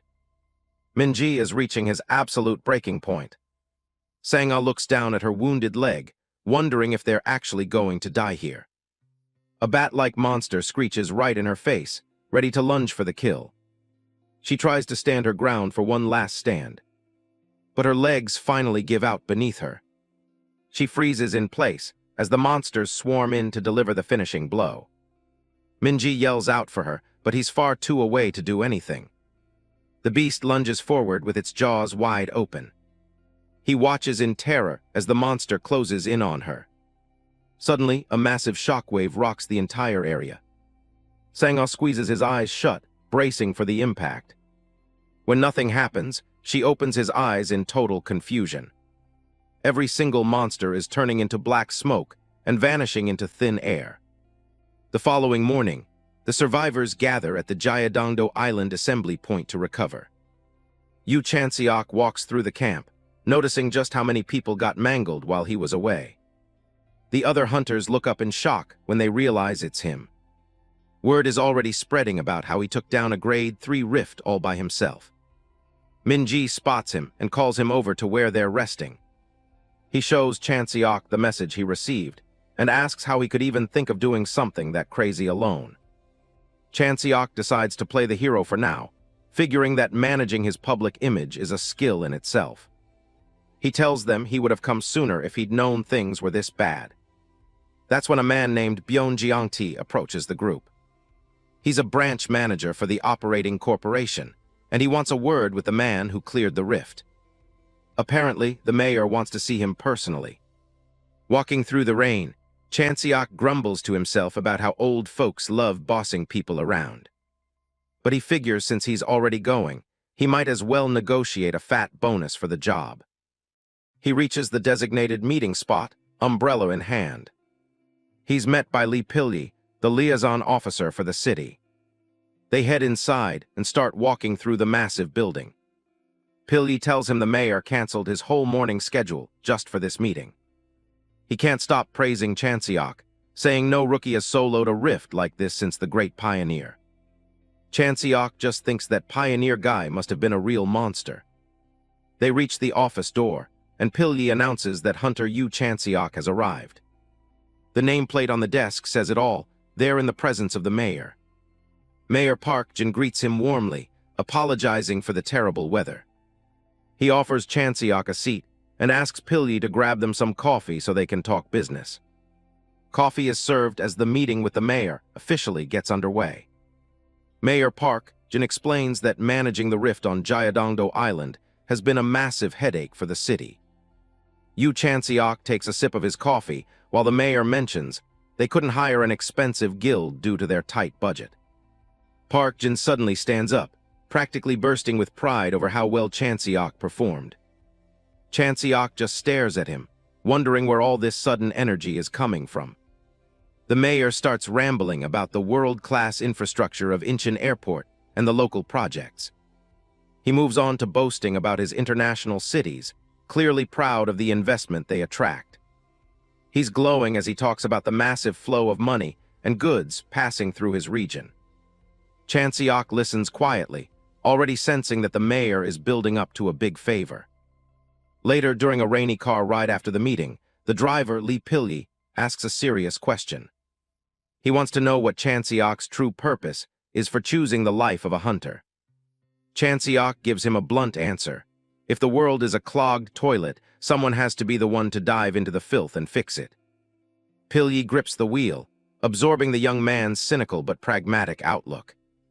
As the car speeds through the rain, he warns that skilled hunters usually end up becoming popular celebrities. Chan-seok just smirks in the back seat, already anticipating the fame and commercials that come with the territory. Pilyi explains that it's only natural for people to lose sight of their duty once they become famous. He worries that even Korea, the last sanctuary, is being swayed by the power of big capital. He looks into the rearview mirror, truly wishing for Chan-seok to stay a real symbol of hope for those in need. He looks in the rearview mirror, hoping Chan-seok won't just be another tool for the elite. Looking out at the rain, Chan-seok reflects on how predictable the mayor was. He knows exactly what they want, but he's not the type to be easily manipulated by their offers of fame. He thinks back to his former life as a warrior and the endless hardships he's already endured. Flashback to the office, where Chan-seok cut through the mayor's fluff and asked what he wanted in return for his support. Park Jin finally dropped the act, admitting he needs help getting re-elected now that his approval ratings are tanking. The mayor is impressed that he's so well-informed, but Chan-seok just credits the internet on his phone. He points out that the mayor's term is ending soon, and that most people think re-election will be impossible. Park Jin breaks into a nervous sweat, realizing the young hunter has completely read the situation. Chan-seok knows the mayor needs his permission to frame him as a talent discovered by Incheon. He realizes the guy just wants to ride his coattails to save his political career. The mayor tries to steer the conversation back to his connections with overseas and domestic companies. He pulls out a box of instant coffee, nodding that their current model's contract is about to end. He suggests that Chan-seok could replace her and become the new face of the brand. Chan-seok looks at him with a deadpan expression, feeling like the mayor thinks he can be bought for cheap. The mayor is stunned when Chan-seok doesn't immediately jump at the endorsement offer. Chan-seok explains that if he continues working as a top hunter, he'll be a new face, regardless of any ads. He leans in, telling the mayor that everything he's offering is already his to take anyway. Park Jin panics, offering to handpick the highest-paying and safest commissions for him instead. Chan-seok finds the offer completely uninteresting and turns him down flat.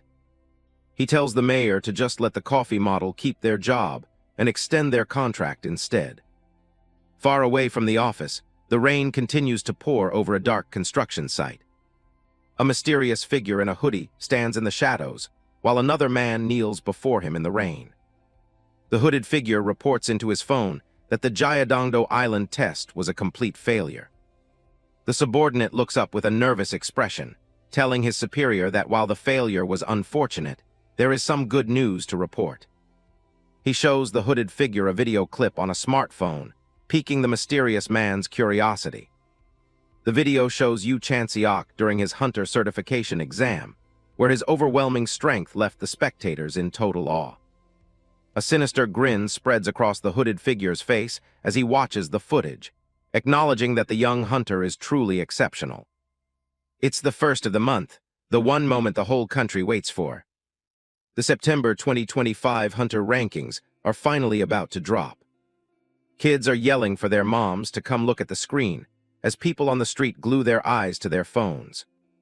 Some guys are already debating who's going to take the top spot this month.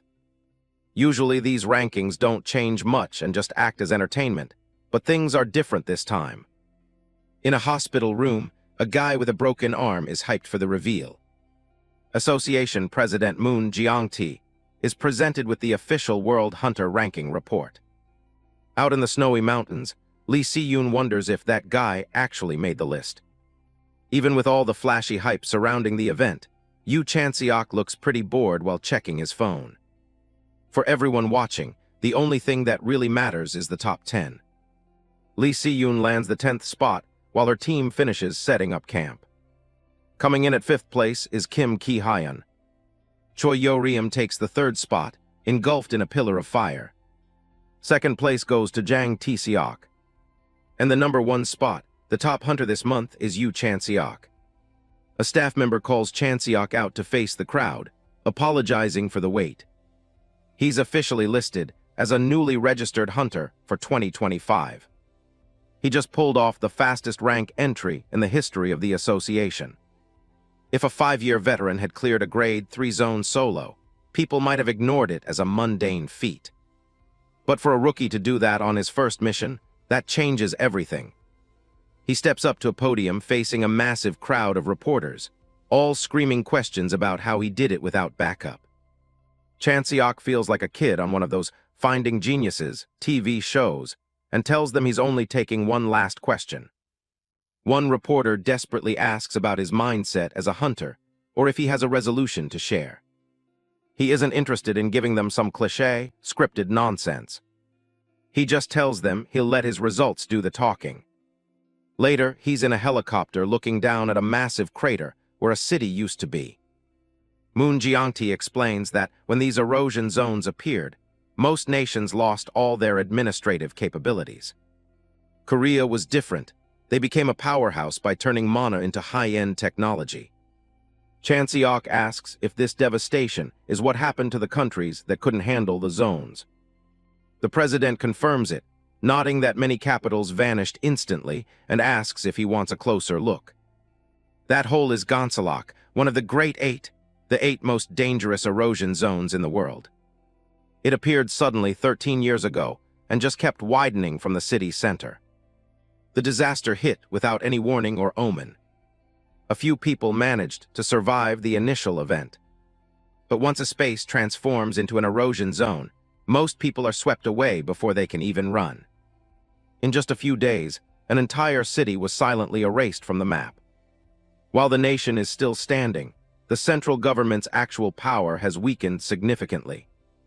Chan-seok appreciates the intel, but he asks what any of this has to do with him being called here. The president mentions that a few days ago, Yoon Seong-hyun of Grand Purity came to see him. Chan-seok thinks back to that Hulk, who had warned him that he needed to be extremely careful with every decision regarding his future. Apparently, that Hulk, Yoon Seong-hyun, immediately demanded to know exactly where Chan-seok lives. Grand Purity lives by a survival of the fittest ideology, and they might try to force him into submission. Chan-seok realizes he's in a tough spot. He knows he can't take on Yoon Seong-hyun with just brute force right now. He admits he prefers working alone rather than being tied down to a guild. Moon Jiangti suggests he needs to increase his own influence, perhaps by taking on major missions directly from the association president.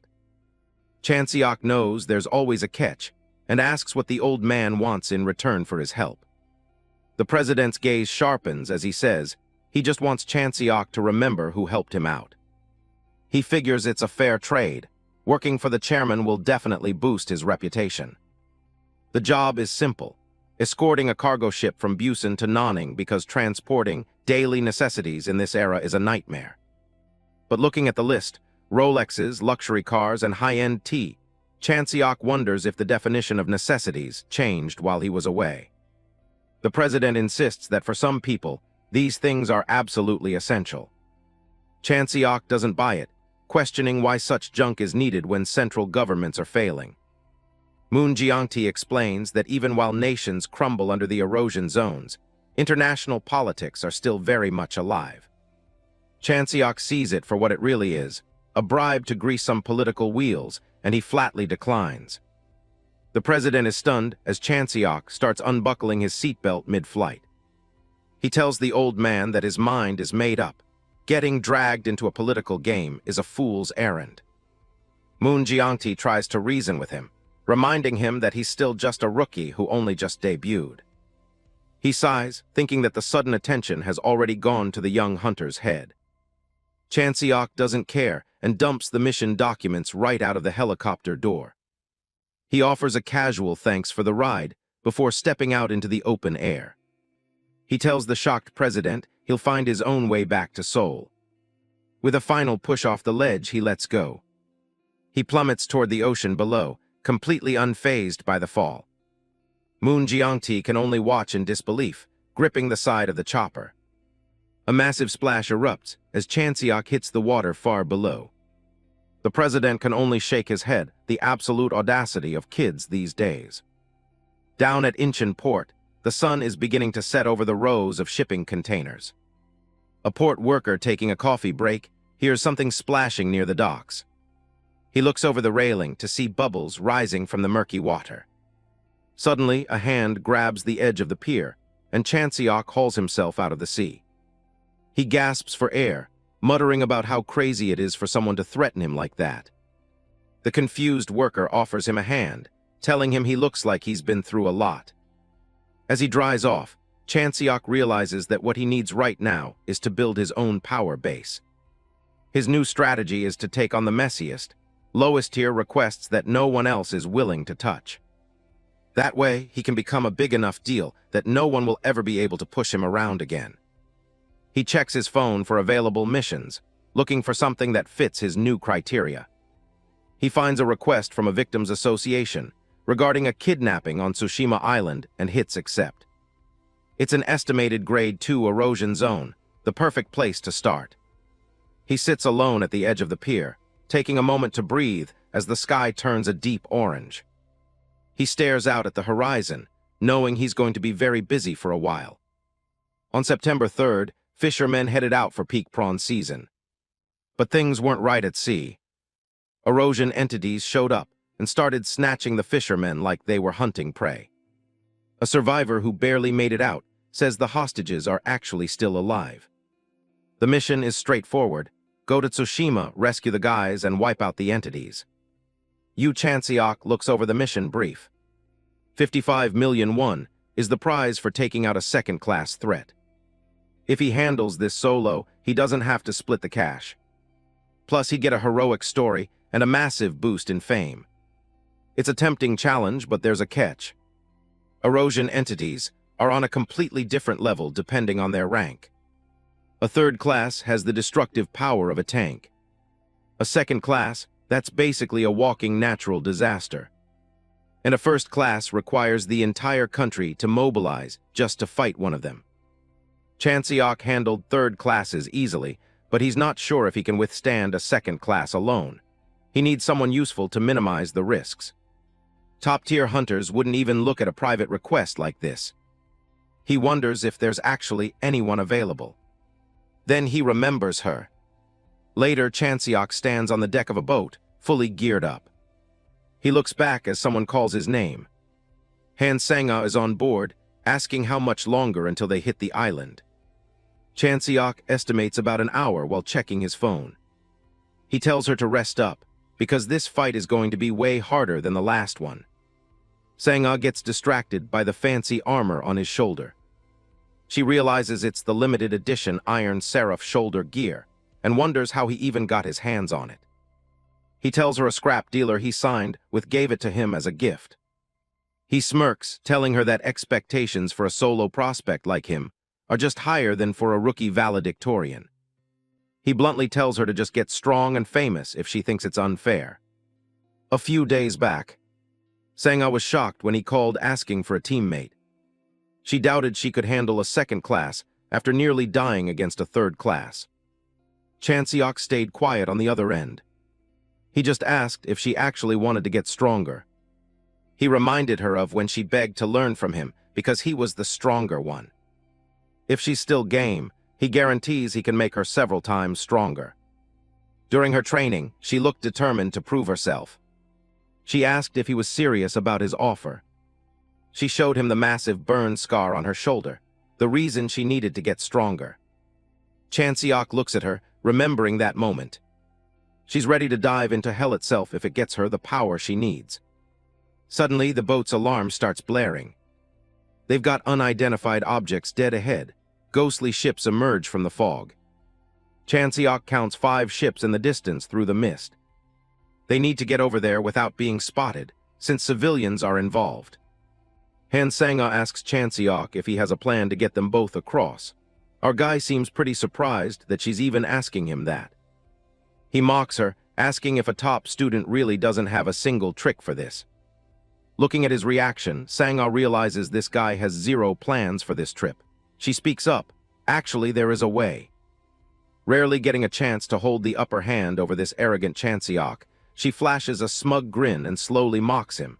You can't fly, can you? A barrage of teasing follows, making the cold-faced guy's expression darken instantly. Actually, this is a piece of cake, she laughs.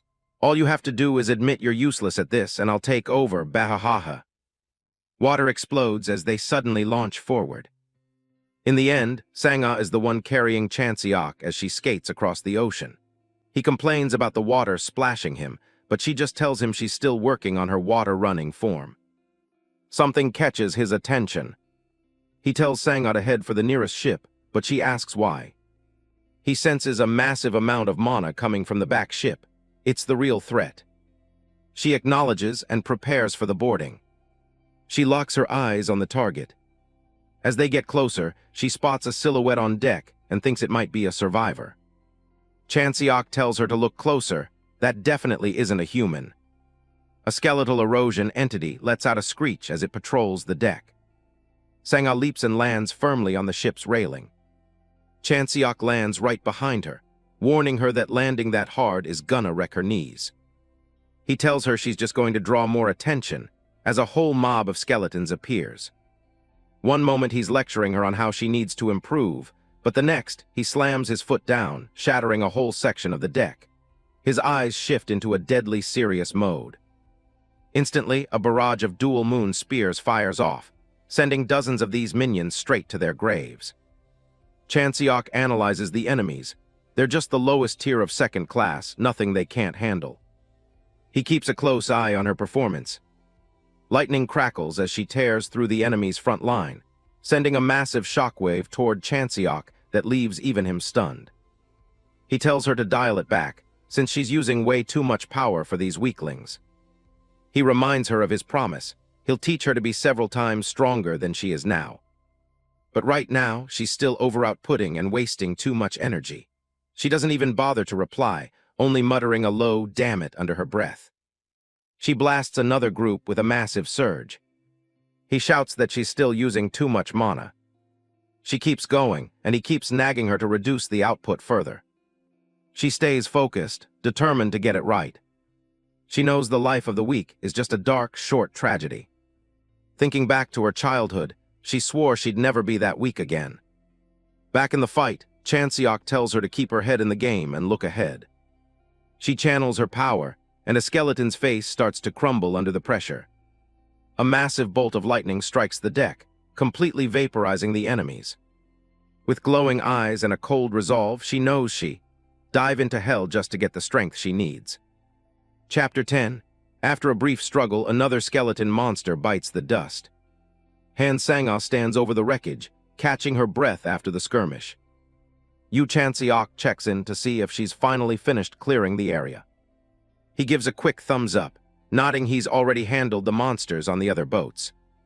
She looks down, sheathing her blade and admitting her stubbornness was a bit of a mistake. She actually thanks him for the advice, though Chan-seok brushes it off, saying most people never learn even when it's handed to them. She mentions this is the first time anyone's bothered to give her pointers, which surprises him since the academy is literally for learning. His mouth is busy talking, but his hands are in full grind mode, spamming that chip shooter to rake in the cash. She explains that she learned everything way too fast for her teachers to keep up. Playing along, Chan-seok teases that if that's the case, she really might surpass him one day. She looks him dead in the eye and claims there isn't a single teacher she hasn't already surpassed. Chan-seok just stares at her with a completely deadpan expression. He starts walking away, telling her that's not happening here. He's making sure she's looking up to him for the rest of her life. With that settled, they start making their way off the docks. The local officers give them a crisp salute as they prepare to move out on the next leg of the mission. They're heading for Jeoje Island next, and the crew wishes them luck. Chan-seok goes over the intel, nodding that according to the survivors, the hostages are being held at a shrine. Sang-ah points out there are 2 shrines on the island, Gaijin and Adazumi. He figures Gaijin is the best first stop, since it's only a couple of hours away on foot. But he knows getting there is the easy part. Getting 15 hostages back alive is the real challenge. Carrying that many people, especially if they're wounded, is going to be a nightmare if they have to run.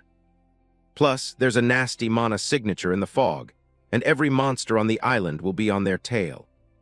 He realizes they're gonna need a vehicle if they want to get everyone out in one piece. He finds an old van and asks if she's a decent driver. She gives him a very confident, of course. Cut to the van screaming down the road, tires screeching as she pushes it to the limit. Chan-seok is hanging on for dear life inside, screaming that her driving is anything but good.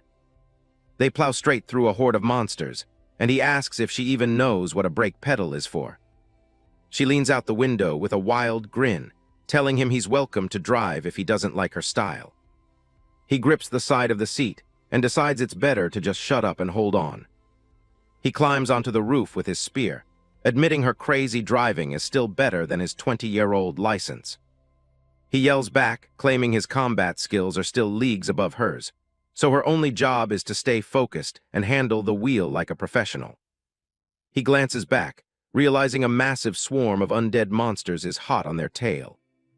In a flash, he hurls his spear toward the oncoming zombies. Any monster that manages to get close gets its head smashed in. He tightens his grip on a rope, readying his next move. He gives the rope a powerful tug to pull his spear back. As he snaps the spear back into his hand, he remarks that this game is actually pretty fun. Suddenly, his eyes widen as he spots a fresh wave of enemies closing in. A pack of monsters leaps out from the trees, and he warns Sang-ah they're coming in hot from the left. She doesn't even flinch, just telling him to leave it to her as she cranks the wheel hard. Chan-seok realizes too late what she's about to do and braces himself. She drifts the van sideways, using the entire side of the vehicle as a massive battering ram to send the monsters flying. She laughs like a total maniac, telling the creatures to enjoy their new life as roadkill. Chan-seok just stares in disbelief, seriously regretting his decision to let her drive. A peaceful view of the hills, but things aren't going to stay quiet for long. Deep in the woods, stone steps lead the way up to Gaijin Shrine. Han Sang-ah pushes the van to the limit, plowing up the stairs with a massive horde of monsters right on her bumper. They hit the gate, and Yoo Chan-seok shouts for her to get inside while he handles the tail. She stays focused on the wheel, trusting him to keep the monsters off their back. He leaps off the roof, deciding it's time to clear out the obstacles trailing behind. Chan-seok channels his mana, summoning his signature purple flames. These creatures just won't quit, so he's going to make the terrain work for them instead. The dark flames flare up, ready to bend reality in a way only he can. Paradox Flame. He floods the entire staircase with surging purple energy. He isn't trying to burn the monsters, he's burning the friction right off the stone steps. With the path now engulfed in the relentless Paradox Flame, not a single zombie stands a chance of catching up to them. Inside the shrine, Sang-ah discovers a survivor tied to a pillar, his face ghostly pale from sheer terror. Sang-ah steps up and asks if the man is okay. He just stares blankly at her with terror-stricken eyes, unable to utter a single word. Sang-ah tries to reassure him, introducing herself as a member of the Hunter Association. But the survivor is barely conscious, drooling as he looks right through her. Suddenly, he starts screaming at the top of his lungs in pure agony. She thinks he's afraid of her, so she quickly tries to explain she's actually there to save him. But he isn't screaming at her, he's yelling for them to run for their lives. Sang-ah freezes, finally realizing the real threat is looming right behind her. A massive samurai corrosion creature towers over her, crackling with lightning and ready to strike. It swings its massive sword down, but Chan-seok intercepts it with his spear just in time.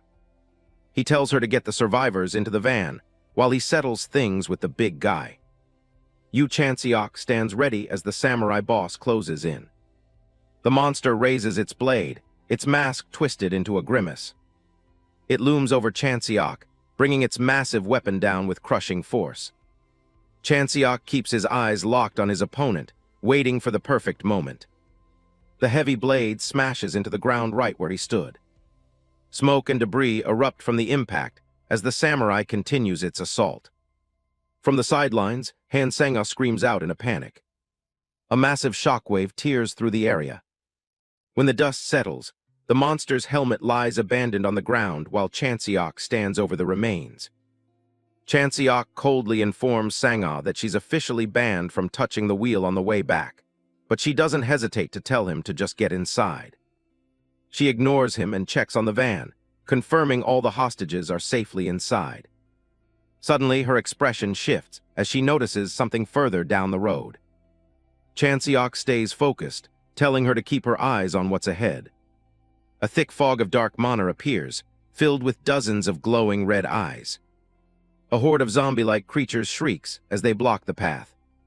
Chan-seok realizes these things are still kicking, even after being mowed down by the van. He turns to Sang-ah and asks to borrow her sword for a second. She's offended, saying it's a huge insult to ask a swordsman to hand over their blade. Chan-seok doesn't have time for a lecture and asks her which is more important, her pride or their lives. She doesn't argue further and tosses her katana over to him. He catches it midair and takes a combat stance. Chan-seok looks at the glowing device on his wrist, wishing he didn't have to use it so early. He thinks back to Jiadong Island, where he'd scavenged a strange, glowing cube. Back in the present, he prepares to activate the hidden power. This piece of equipment is actually a special set of tactical gloves. As he pulls the glove tight, he knows these are anything but ordinary. A blue light pulses from the wristband as it begins drawing mana from the air. To most, this mana battery is just a basic support item for low-level hunters. But in Chan-seok's hands, its potential is on another level. He checks the gauge. It has enough juice for a 5-minute burst. With this stored mana, he can temporarily reach the power level of a top-tier hunter like Lee Si-yoon. He launches himself forward, sword ready. The battery on his wrist hums with intense energy. The blue light flares up as he channels the mana into his strike. Standing firm atop the van, he unleashes a flurry of energy blades, carving through the entire horde in a single complex sequence. Sang-ah watches from the van, completely stunned by the display. The road is littered with the shredded remains of the monsters. Chan-seok calmly sheathes the sword as the extra mana begins to dissipate. He leaps back into the cabin and orders her to drive straight for the harbor. They speed down the empty coastal road toward Hatakatsu Harbor. Sang-ah is relieved, thinking they finally cleared the biggest obstacle. Her relief is short-lived, as another massive group of monsters starts swarming out of the shadows behind them. Sang-ah worries the car won't hold out much longer, but Chan-seok just tells her to floor it. The monsters are closing in, and she's not sure how much more of this they can take. A sudden screech pierces the air as a glowing barrier appears behind the van. The monsters slam into the energy wall, unable to push through. Sang-ah's eyes widen as she realizes they're safe for the moment. The van finally gives up the ghost, sputtering and coughing before coming to a dead halt, but it did its job, leaving the frustrated, roaring horde far behind. She's completely baffled, nodding that the creatures just stopped as if they hit a solid wall. Her mind races, wondering how such a thing is even possible. She looks back and sees a massive yellow magic circle glowing on a nearby building. Chan-seok calmly explains that it's a technique called the method of divine protection. Sang-ah has never heard of it and asks for an explanation, which he simplifies as a way to handle monsters. When she asks where he picked up such a skill, he tells her she couldn't learn it even if he explained. He reveals that his knowledge comes from another world entirely. She clearly doesn't buy it, but he just smiles, nodding that he's slowly getting back into form. Curious, she asks if this method makes him invincible against any monster. He admits it's not a silver bullet for everything. The barrier only works on the low-level grunts, not the real threats. Right on cue, a massive armored samurai looms over them, fixated on its offering. Sang-ah feels a sudden chill as the monster's presence overwhelms her. Chan-seok mutters something about the mind's eye, catching her attention. She wonders if he's talking about that legendary sixth sense, used to predict an enemy's every move. To Sang-ah, it feels utterly insane that a reanimated corpse could actually possess master-level skills. He steps forward, his hand firmly stopping her from drawing her sword. He tells Sang-ah to stay calm, assuring her there's nothing to be afraid of. He explains that concepts like the mind's eye are mostly just illusions. He tells her to pay close attention as he prepares to show her how it's actually done. The samurai boss stands its ground, glowing with a dark, menacing energy. The monster launches a powerful swing, cutting through the air. Sang-ah is terrified, not understanding why he's trying to take this thing on by himself. He continues his lesson, explaining that what people call a mind's eye is just combat reflexes. It's nothing more than a trained response to an enemy's intent, though he admits few can master it. Sang-ah watches, mesmerized by his confidence in the face of such danger. He lists off other grand-sounding titles for enlightenment, dismissing them as mere labels. The samurai swings its blade once more, but Chan-seok doesn't even blink. He simply counters with a basic spear strike. He stands deathly still, as the massive blade hangs suspended right above his head. And just like that, after a few heart-stopping moments of silence, the samurai's armor suddenly shatters into pieces right before Sang-ah's stunned eyes. As the samurai falls, he tells her that in the end, these monsters aren't that special. He warns her that getting caught up in the idea of enlightenment is a dangerous trap. Using those special names just makes people set limits on what they think they can achieve. On a real battlefield, titles and names don't mean a thing. He speaks with absolute certainty, like someone who's seen it all before. He reminds her that he had to sacrifice everything just to claw his way out of that cycle. Han Sang-ah gazes at Chan-seok's back as he continues his lecture, nodding that even an armored vehicle couldn't dent that monster. But all that power was wasted the moment it chose to activate Mind's Eye. She looks away, struck by the realization that she contributed almost nothing to the actual hunt. She acknowledges that while she was struggling just to do her best, Chan-seok's power far exceeded her understanding of strength. She decides that if she wants to reach her goals, a half-hearted effort isn't going to cut it anymore. With a resolute look, she prepares herself to speak up and change her path. She calls out to Chan-seok, telling him there's something she needs to ask. Looking him straight in the eyes, she pleads with him to teach her how to fight properly. Han Sang-ah gets serious and asks him to teach her for real. Yoo Chan-seok is a little confused since he thought he already was. But she wants more than just tips. She's looking for direct instruction. She knows she's weak compared to him and feels like she's running out of time. He just asks her why she's in such a rush. Her expression hardens as she says she wants to destroy Club Shadai with her own hands. Club Shadai is one of the Great Eight, the deadliest erosion zones in the world. It's infamous for swallowing the entire Himalayan mountain range in a single breath.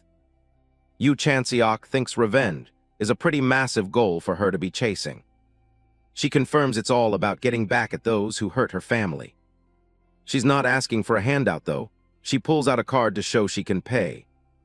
Turns out she's part of the KY Group, a conglomerate worth trillions that her family owns. Even though she's royalty, she tells him she's already given up on the family succession war. He points out that if she becomes a top-tier hunter, she'll probably be dragged right back into that drama anyway. She doesn't care. She promises to give him rare elixirs if he makes her the best. She figures he wants to get stronger too, and these will help him reach whatever level he's aiming for. Yoo Chan-seok just keeps a straight face.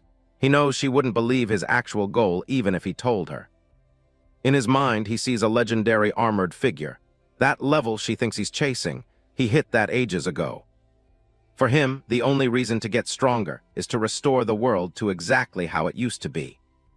He takes her hand and agrees to the deal, though he says he doesn't need the rare stuff. He tells her he has a simpler request, but first, they need to get the hostages to the medical center. At the hospital, a doctor starts taking notes on the survivors they rescued. He reports that there are 7 patients in total, but they're all suffering from extreme malnutrition.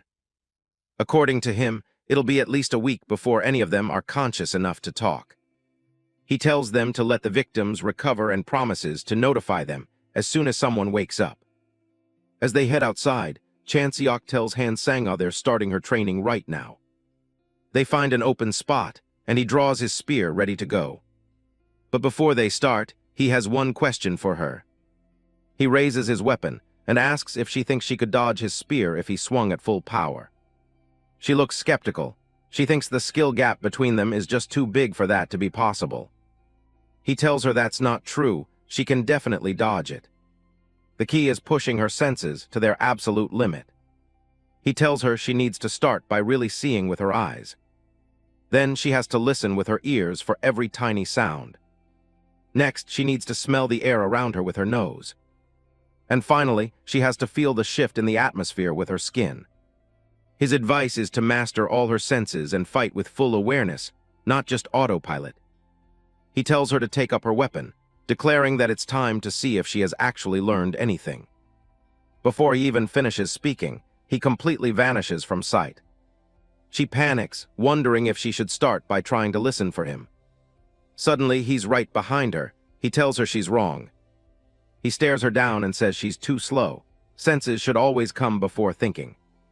He tells her that in a real fight, thinking is a luxury she doesn't have. She has to trust her senses and just move.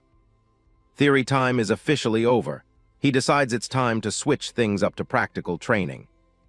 A loud boom echoes from the building as they start their mock battle. The impact of their clash kicks up a massive cloud of dust and debris. One of the guards hears the commotion and rushes over, wondering where everyone went. He stops dead in his tracks, looking completely stunned by what he's seeing. The ground literally shatters under the force of Chan-seok's strikes. Han Sang-ah swings her sword with everything she's got, trying to keep up with his relentless pace. But Chan-seok is just warming up, watching her every move with a cold, focused stare. He moves so fast he's basically a blur, closing the distance in the blink of an eye. Another massive shockwave rips through the training area as he brings his spear down. Han Sang-ah stands her ground, her eyes wide as she tries to read his next attack. He doesn't give her a second to breathe, launching into another high-speed combo. Her eyes dart around in panic. She realizes she can't dodge this one. Just as the combo is about to be unleashed, a voice calling Chan-seok's name rings out, stopping Sang-ah from being crushed to a pulp. Luckily, a guard interrupts the session to announce that one of the survivors finally woke up. Chan-seok immediately stops, surprised that they've already been training for that long. He calls it a day and tells her to follow him inside to get some real answers. They find the survivor sitting up in bed, looking dazed but mostly recovered. When he asks if she's okay, she starts telling him a strange story about a truck. She says a truck pulled up to the place where they were being held, and a group of people got out. Chan-seok's expression darkens as he listens to the rest of the survivor's story. Han Sang-ah asks if the people on the truck were just more hostages being brought in. The survivor shakes her head, saying those people were way too calm, and the monsters actually treated them like allies. She explains that the monsters were actually helping the humans load selected hostages onto the back of the truck. Chan-seok realizes that the missing hostages weren't killed. They were handpicked for something else. The survivor admits it wasn't a daring escape. Those people basically just let her go. Han Sang-ah is completely baffled by the idea of humans and monsters working together like that. Chan-seok just lets out a tired sigh, piecing together the true nature of the rescue. He points out how impossible it would be for a normal person to escape a place that even trained hunters struggle with. Han Sang-ah realizes with a chill that the entire mission might have been a carefully staged trap. Chan-seok is insulted by the sheer arrogance of whoever planned this. He's furious that anyone would use human lives as bait for such a petty trick. Han Sang-ah watches him, wondering if his cold fury is because he feels underestimated. Or maybe it's because these people were arrogant enough to use human lives as bait for a trap. He asks the survivor if there were any other details, and she mentions seeing a cat mascot. The memory clearly haunts her, as she describes the strange, organized nature of her captors. They head over to the local airport, which happens to use that exact cat as its official mascot. Han Sang-ah asks him how he managed to figure out the location so fast. He jokes that as a commoner, he actually knows how to use the internet on his phone to look things up. They reach the main terminal, but the entire place is eerily empty, not a single person in sight. Or so they thought, until Chan-seok spots a blue-haired martial artist waiting for them on a high ledge. Chan-seok can't help but notice the sheer number of piercings covering the stranger's forehead and eyes. He mentally jokes to himself, wondering if the person accidentally ran their face through a sewing machine. But he quickly shakes off the humor as he senses the immense, heavy pressure radiating from the figure above them. The unknown pierced martial artist, a menacing figure in a tattered white gi, smirks down at them and casually calls out a greeting. Kim Jae-hyun looms over them, introducing himself with cold confidence. He leans in close, making sure they know he's the only reason they're still alive. Chan-seok and Sang-ah don't look particularly grateful for the save. Jae-hyun suddenly grabs a nearby hostage by the shirt. He lifts the bloodied man up, looking into his eyes with zero empathy. Then he just tosses the guy into the dark, swirling portal of the erosion zone. Sang-ah watches in shock, realizing exactly what this guy is doing. The hostage is swallowed by the darkness, unable to fight back. In an instant, the man's body begins to mutate in a horrifying display. He crawls back out as a mindless monster, a hollow shell of who he was. Jae-hyun dismisses the result, calling the man a weak host that produced nothing. With a single explosive strike, he wipes out the failure.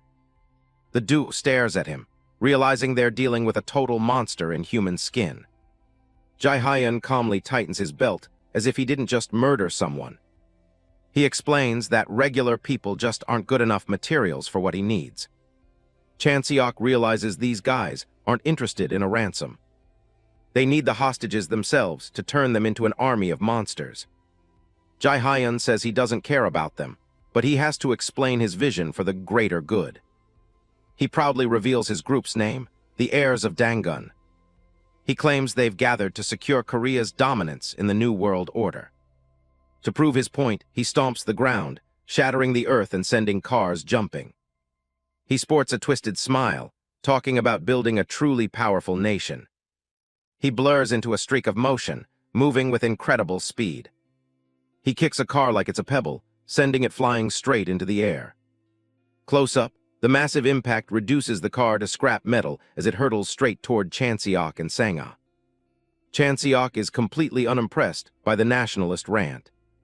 He looks at the destruction, his expression remains deadpan. With a single spear strike, he cleaves the car in two. He then bluntly points out that the nation is already a major power, shattering the villain's twisted logic. That sets Jae-hyun off, and he rushes in, screaming that it's not enough. Chan-seok readies his spear, eyes locked on the charging martial artist. Jae-hyun goes for a high-flying kick, putting his full weight into the strike. He rants about the history of the peninsula as he fights. He brings up old stories of paying tribute, fueled by a deep-seated grudge. He points to the time their sovereignty was stolen as his ultimate motivation. Chan-seok blocks the blow, nodding that this black belt is faster than he expected. The force of the kick rings out with a deafening crack, sending both of them flying backward. Chan-seok skids back, nodding that while the guy is fast, his logic about Korea's position actually makes sense. But it's all just empty theory as Chan-seok begins to piece everything together while the two of them square off. He tells him straight up that he has no intention of saving the world. He reminds him of the lives at stake, but the villain just sneers, claiming that Chan-seok is the one who truly doesn't understand how the world works. Then he drops a bombshell. They've found a way to control the erosion zones. Chan-seok's eyes widen as he realizes the catastrophic implications of that power. Chan-seok contemplates the stakes. If they really can control the erosion zones, the era of risking lives would finally be over. He suddenly shifts gears, offering to hand over Sang-ah if Jae-hyun shares the secret of that control. Heh! The highborn waifu immediately snaps at Chan-seok for the bizarre condition he just breathed out. Jae-hyun isn't buying it that easily, questioning why he should reveal anything to a stranger. He claims they've already achieved sufficient control, but Chan-seok immediately calls him out for it not being full. Chan-seok doubles down, labeling the whole group as frauds who talk big without any real proof. That touches a nerve, and Jae-hyun tells him to shut up before launching a devastating high kick. The impact is massive, shattering the ground and sending a shockwave through the area. Chan-seok skids back through the debris, cursing himself for maybe overdoing the provocation. He checks his gear, realizing he was just trying to buy enough time to get his mana back. He's still short on juice. His current reserves aren't enough for his signature flame attack. Jae-hyun's eyes widen as he senses a sudden shift in the air. Sang-ah charges into the fray, her body wreathed in crackling green electricity. Jae-hyun just scoffs, mockingly assuming she'd been standing there frozen in fear this whole time. The ground sparks under her feet as she closes the distance in a flash. He mocks her, asking the pretty girl if she's finally found some courage. Chan-seok tries to wave her off, but she's already spotted his empty mana gauntlets. He looks taken aback as she calls out his lack of energy. She pulls out a high-grade elixir, asking him exactly how much time he needs. Without waiting for an answer, she uncorks the bottle and downs the glowing liquid. She tosses the empty vial aside, her expression turning deadly serious. Lightning erupts from her body in a violent surge of pure mana. Chan-seok panics, realizing she's purified way too many elixirs and is heading for a total overload. She just tells him he's got 5 minutes to finish this before she hits her limit. Above them, the sky turns pitch black as a massive storm begins to gather. A bolt of lightning tears through the clouds, striking down with localized fury. Jae-hyun tells her to relax as the energy around them reaches a fever pitch. Sang-ah screams, channeling the overwhelming power through her sword. She clashes with Jae-hyun in a blinding flash of light, but he warns he might end up killing her by accident. He watches her movements closely, looking for a single opening. A massive pillar of lightning descends, swallowing everything in its path. Sang-ah pants, staring through the smoke to see if her desperate gambit actually landed. Jae-hyun wipes a trickle of blood from the corner of his mouth, but that arrogant smirk doesn't fade for a second. He floats back up into the air, dismissing the entire electrical assault as ticklish. With a single kick, he unleashes a massive shockwave that sends Sang-ah flying. She's sent tumbling through the air, coughing up blood from the sheer force of the blow. Before she can hit the ground, a steady hand reaches out and catches her. Jae-hyun looks on in utter confusion as Chan-seok calls him Slipknot, baffled by how he rejoined the fray so quickly. Chan-seok holds Sang-ah tight, his gauntlet glowing with a sudden massive surge of mana. Jae-hyun is stunned. There's no way someone could gather that much mana that quickly. Chan-seok just stares him down, asking why he's so surprised by the sudden turnaround. He points out that the principle is exactly the same as the piercings on Jae-hyun's face. He tightens his grip on his weapon, telling the villain he'd have to be a fool not to notice the leakage. Chan-seok explains that because Jae-hyun has pushed himself past his limits, the air around them is saturated with his leaking mana. He stands tall, his body crackling with energy, as he reveals he's used that leakage to fully restore his own mana for a final strike. Jae-hyun is visibly shaken, sweating as he tries to deny the possibility of someone absorbing wasted mana so easily. Chan-seok doesn't bother with further explanations, telling the villain it doesn't matter since his life ends here. With a sudden burst of speed, he triggers a high-level skill called Blue Trajectory, leaving a brilliant blue trail in his wake. He descends on Jae-hyun like a storm, unleashing a devastating 16-hit chain of attacks that blurs into a whirlwind of light. Kim Jae-hyun is on the ground, struggling to even draw a breath as the internal damage sets in. Everything goes dark. He can't even feel his own heart beating anymore. He's barely staying upright, forced to use mana just to keep his body from collapsing completely. Yoo Chan-seok stands there, watching the light fade from his opponent's eyes. With his last bit of strength, Jae-hyun begs the captain for help.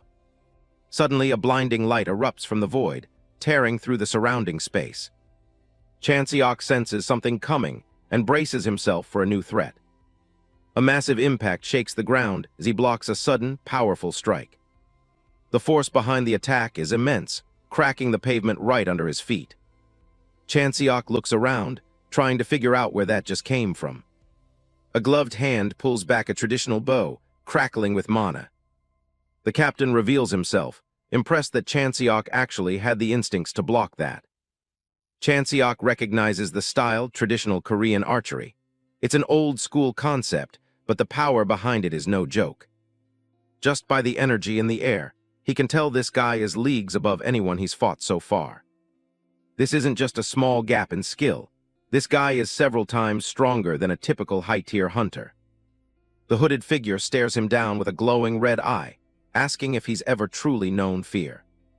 The captain looms over the battlefield from high above, evaluating his target from a distance.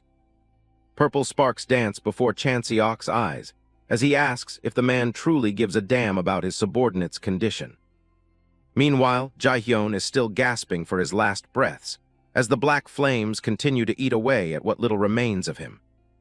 The captain doesn't miss a beat, telling Chan-seok to put out the fire before it's too late. Chan-seok realizes what's happening.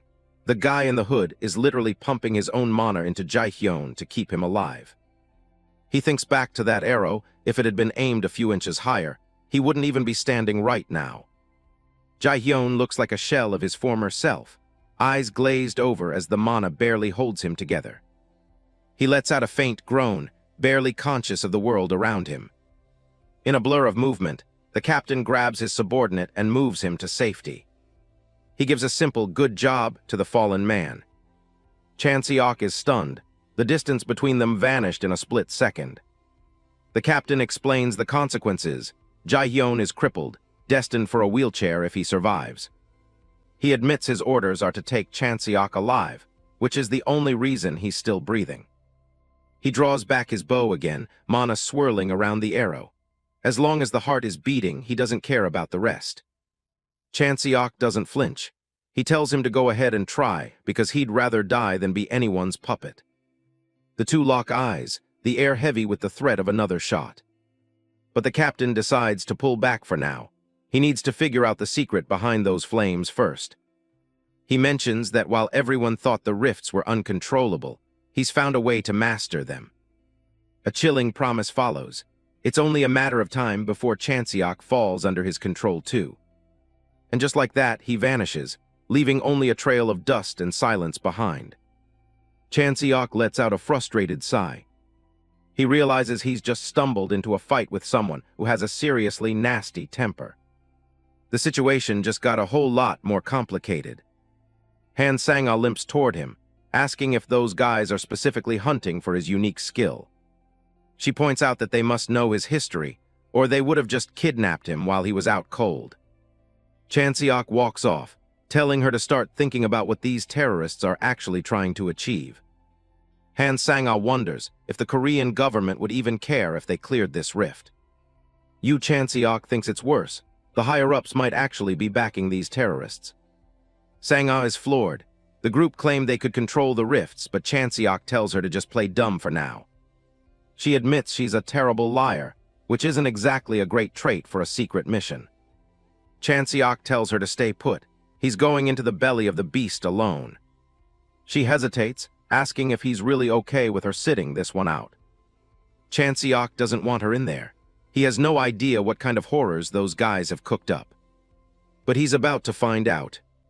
He tells her to just focus on recovering until he makes it back.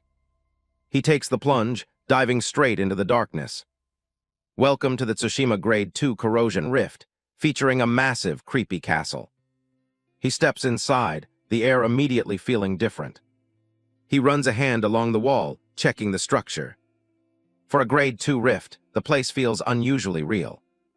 Most undead-infested castles feel soft and squishy, but this one is rock solid. The yin energy is thick here, making every breath feel like a needle to the lungs. He can feel it. The core of the rift is right behind the next set of doors. He tries to shake off the bad vibes. Thinking about death before a fight is never a good sign. But he knows the stakes. One slip-up in a place like this and he's done for. He pushes the heavy doors open, the wood groaning in protest. The first thing he sees is a strange, green glow coming from the center of the room. It's a massive cauldron, bubbling over with some kind of toxic-looking soup. He stops in his tracks, wondering if this is actually the rift's core. It's definitely not the treasure room he was hopping for. Suddenly, something grabs his foot, nearly making him jump out of his skin. A man, a mirror image of himself, has half his body melted away into an unrecognizable mass, gasping for help with his final breaths. He's trying to crawl away from the edge of that bubbling pot. He's sobbing, saying his legs are completely gone, and the pain is unbearable. He desperately begs for salvation from whatever nightmare he's caught in. Chan-seok stares in horror as the man is dragged back toward the green light. Another splash. Someone else falls into the vat, their pleas for help cut short. The liquid churns as they sink beneath the surface. Whatever is in that pot, it's devouring them alive. A pale, decaying hand grips the rim, but it's not a victim this time. An undead creature, freshly cooked and oozing green liquid, pulls itself out of the broth. Chan-seok realizes the cauldron is used to create undead from living people. A memory of an old man flashes in his mind, asking the same desperate question: why? Flashes of a burning village, and people screaming for mercy fill his head. Chan-seok gags, the smell of rotting flesh and chemicals finally hitting him full force. He looks at the cauldron with pure loathing. These people aren't just terrorists, they're monsters. He senses something else approaching, another sacrifice for the pot. Spectral blue flames flicker on the floor as heavy footsteps echo through the hall. Through the darkness, the entity senses a fierce and familiar energy drawing closer. Cloaked in spectral green flames, the samurai Corrosion creature, Boss, acknowledges the arrival of a true warrior. The undead samurai slowly starts to draw his blade. He tells Chan-seok that he plans to temper the steel with his blood. Yoo Chan-seok can feel the insane amount of pressure in the air, making his hair stand on end. He wonders how the hooded man from before was able to control a monster this powerful. Before he can finish the thought, the creature lunges forward in a blur. This thing is on a completely different level than anyone else he's faced. He knows that even a single mistake here will be fatal. The protagonist grits his teeth, focusing every ounce of his spirit to counterattack, but the lethal blade is already closing in on his throat. He pivots just in time to dodge, but the monster's speed is truly overwhelming, so fast it's almost beyond belief. It's way faster than he expected, catching him off guard. The samurai mocks him, nodding that his lifeline seems to be long. Chan-seok realizes he needs to end this quickly before his weaknesses are exposed. He decides to go for everything in a single, decisive strike. The samurai's eye flares with a sickly green light. A flash of steel cuts through the air. Their weapons collide in a massive shower of sparks. Chan-seok is stunned when he sees the result. His strongest attack was blocked like it was absolutely nothing. He didn't even see the monster move its blade to defend itself. The creature explains that a truly fast attack should always be invisible. The katana is already hovering inches from his face. Blood sprays as the first clean hit connects. He can't believe the thing has the capacity to move even faster. The samurai notes that Chan-seok is doing a good job of protecting his vitals. It challenges him to try and block the next set of strikes. Another slash rips through him, sending a fresh spray of blood flying. Chan-seok is barely managing to stay on his feet. The undead warrior towers over him, completely dominant. The protagonist feels his grip on his weapon faltering. He looks up at his opponent, refusing to give in yet. Dark energy begins to swirl around his body. He's forced to tap into the paradox flame, even though it won't work as an attack against this target. He stands his ground as the situation continues to spiral out of control. The monster is curious to see exactly what it'll take to finally break him. It tightens its grip on the katana hilt. A sudden flurry of slashes tears right through Chan-seok's body. He realizes that every single muscle in his frame has just been shredded. His body starts to fail as he slumps forward. The samurai prepares to finish the job once and for all. But Chan-seok suddenly manages to swing back with everything he has. He almost blacked out, but he noticed that the creature intentionally missed his head and neck. He uses the paradox flame to jumpstart his recovery and manages to slip behind the monster.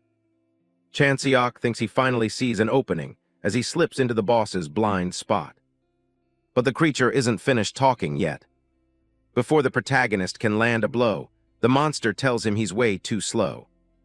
Blood splatters across the room as the samurai counters in an instant. A single drop hits the floor. Then another as Chan-seok struggles to stay conscious. The boss stands over him, looking down at his broken opponent.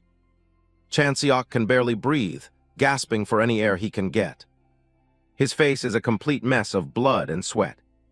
He forces himself to break free from the monster's grip and locks eyes with the beast once again. The samurai notes how lucky he is that the last strike didn't kill him. But Chan-seok isn't buying it, calling the thing out for holding back on purpose just to keep him alive. He demands to know if the creature is just toying with him out of pity. The undead warrior admits he could have ended it if he were still the man he used to be. He reveals that he can't even remember his own name, having lost almost all his memories from his past life. He explains that the memory loss created gaps in his fighting style that proved to be fatal. After being defeated by a mysterious man, he was fitted with a disgraceful shackle around his neck to control him. Chan-seok realizes this guy is in the exact opposite situation as him, being a puppet for the group he's hunting. The samurai touches his collar, lamenting that he's lost far too much. Not just his name, but his entire identity has been wiped clean. Even the very reason he ever picked up a sword in the first place has vanished. Now the only thing left inside him is a deep, sorrowful resentment. The ground begins to shake as the energy in the room shifts. Chan-seok can feel the pressure mounting and wonders what's coming next. The creature asks if its current state seems truly pitiful. A dark aura begins to form around his core. It reveals a terrifying new form, with eyes covering its entire cloak as it leans into its resentment. Chan-seok can sense the malice thickening, but he also notices something else. Even though the power is growing, the samurai has lost most of the technique and experience that made him so dangerous. He calculates that if he can survive a single strike, he might actually have a path to victory. To take down a foe like this, he knows there's only one option left. Yoo Chan-seok unleashes his full power, wreathed in black flames as he prepares for the final exchange. Chan-seok stands his ground, while the swordsman waits with composed dignity in the distance. The swordsman glowing eyes pierce through the gloom, watching his opponent's every move. Black flames swirl around Chan-seok, sealing his wounds and refilling his mana pool. The swordsman notices something off about the black fire, sensing it's burning more than just physical matter. Chan-seok smirks, explaining that his flame is conceptual. It targets the very idea of an object. He admits that while it sounds invincible, his current output is actually pretty limited. The price of conceptual power is steep. The greater the scale and number of targets, the more devastating the mana drain becomes, demanding absolute mastery, lest the user be consumed by their own power. Using it on such a massive scale is nearly impossible to control and carries a high risk of backlash. He recalls having to hold back against Kim Jae-hyun, making sure he didn't accidentally incinerate the guy entirely. Chan-seok compares his past strength to a greatsword, while his current state is nothing more than a fruit knife. As he reflects, the image of the old knight, a burly man with a thick, massive beard, flashes through his mind. He's been playing it safe so far, but he realizes it's time to stop holding back. Chan-seok decides to target the durability of the temple itself. The swordsman just stares at him, clearly having no idea what he's talking about. Chan-seok decides he's done with the explanations and gets ready to move. The swordsman's glowing pupils track every movement, his expression unchanging. The two clash with an earth-shattering explosion. In his new state, Chan-seok's strike is so fast and powerful that it shreds the swordsman's body and the stone walls alike as the battle truly erupts.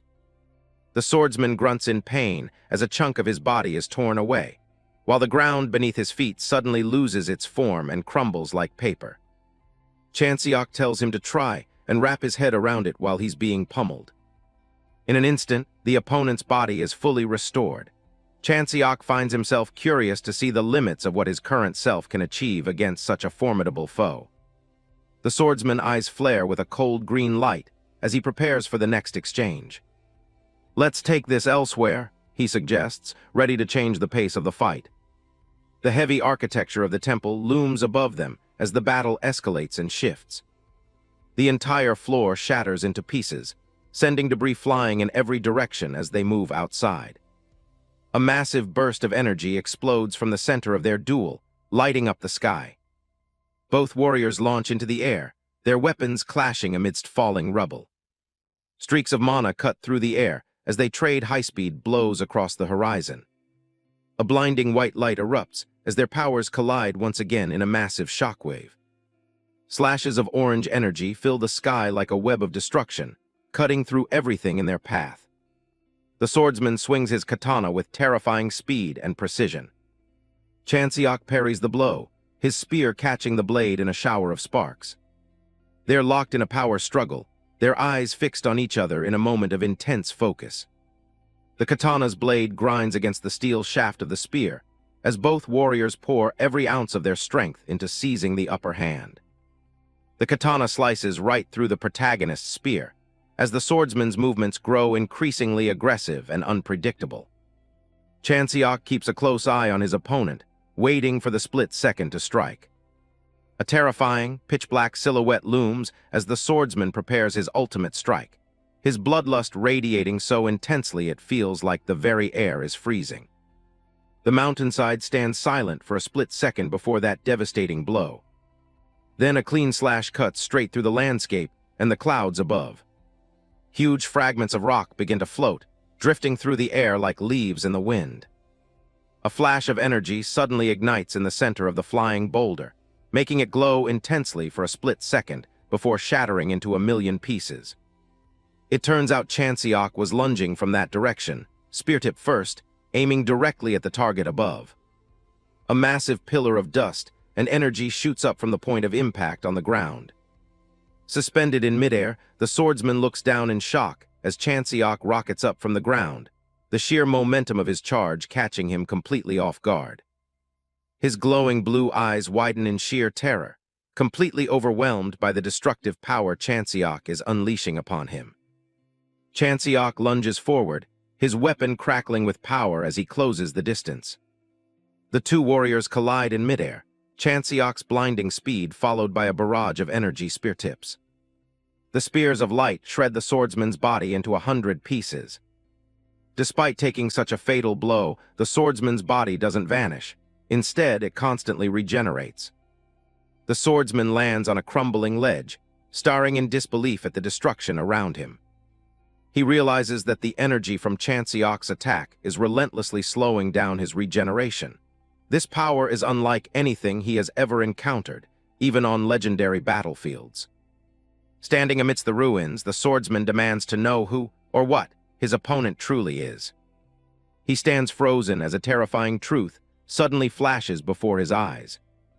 High above, a glowing cross-shaped sigil appears in the sky, marking the end of the line. Chan-seok points his spear at the distant figure, his focus absolute as he prepares the next move.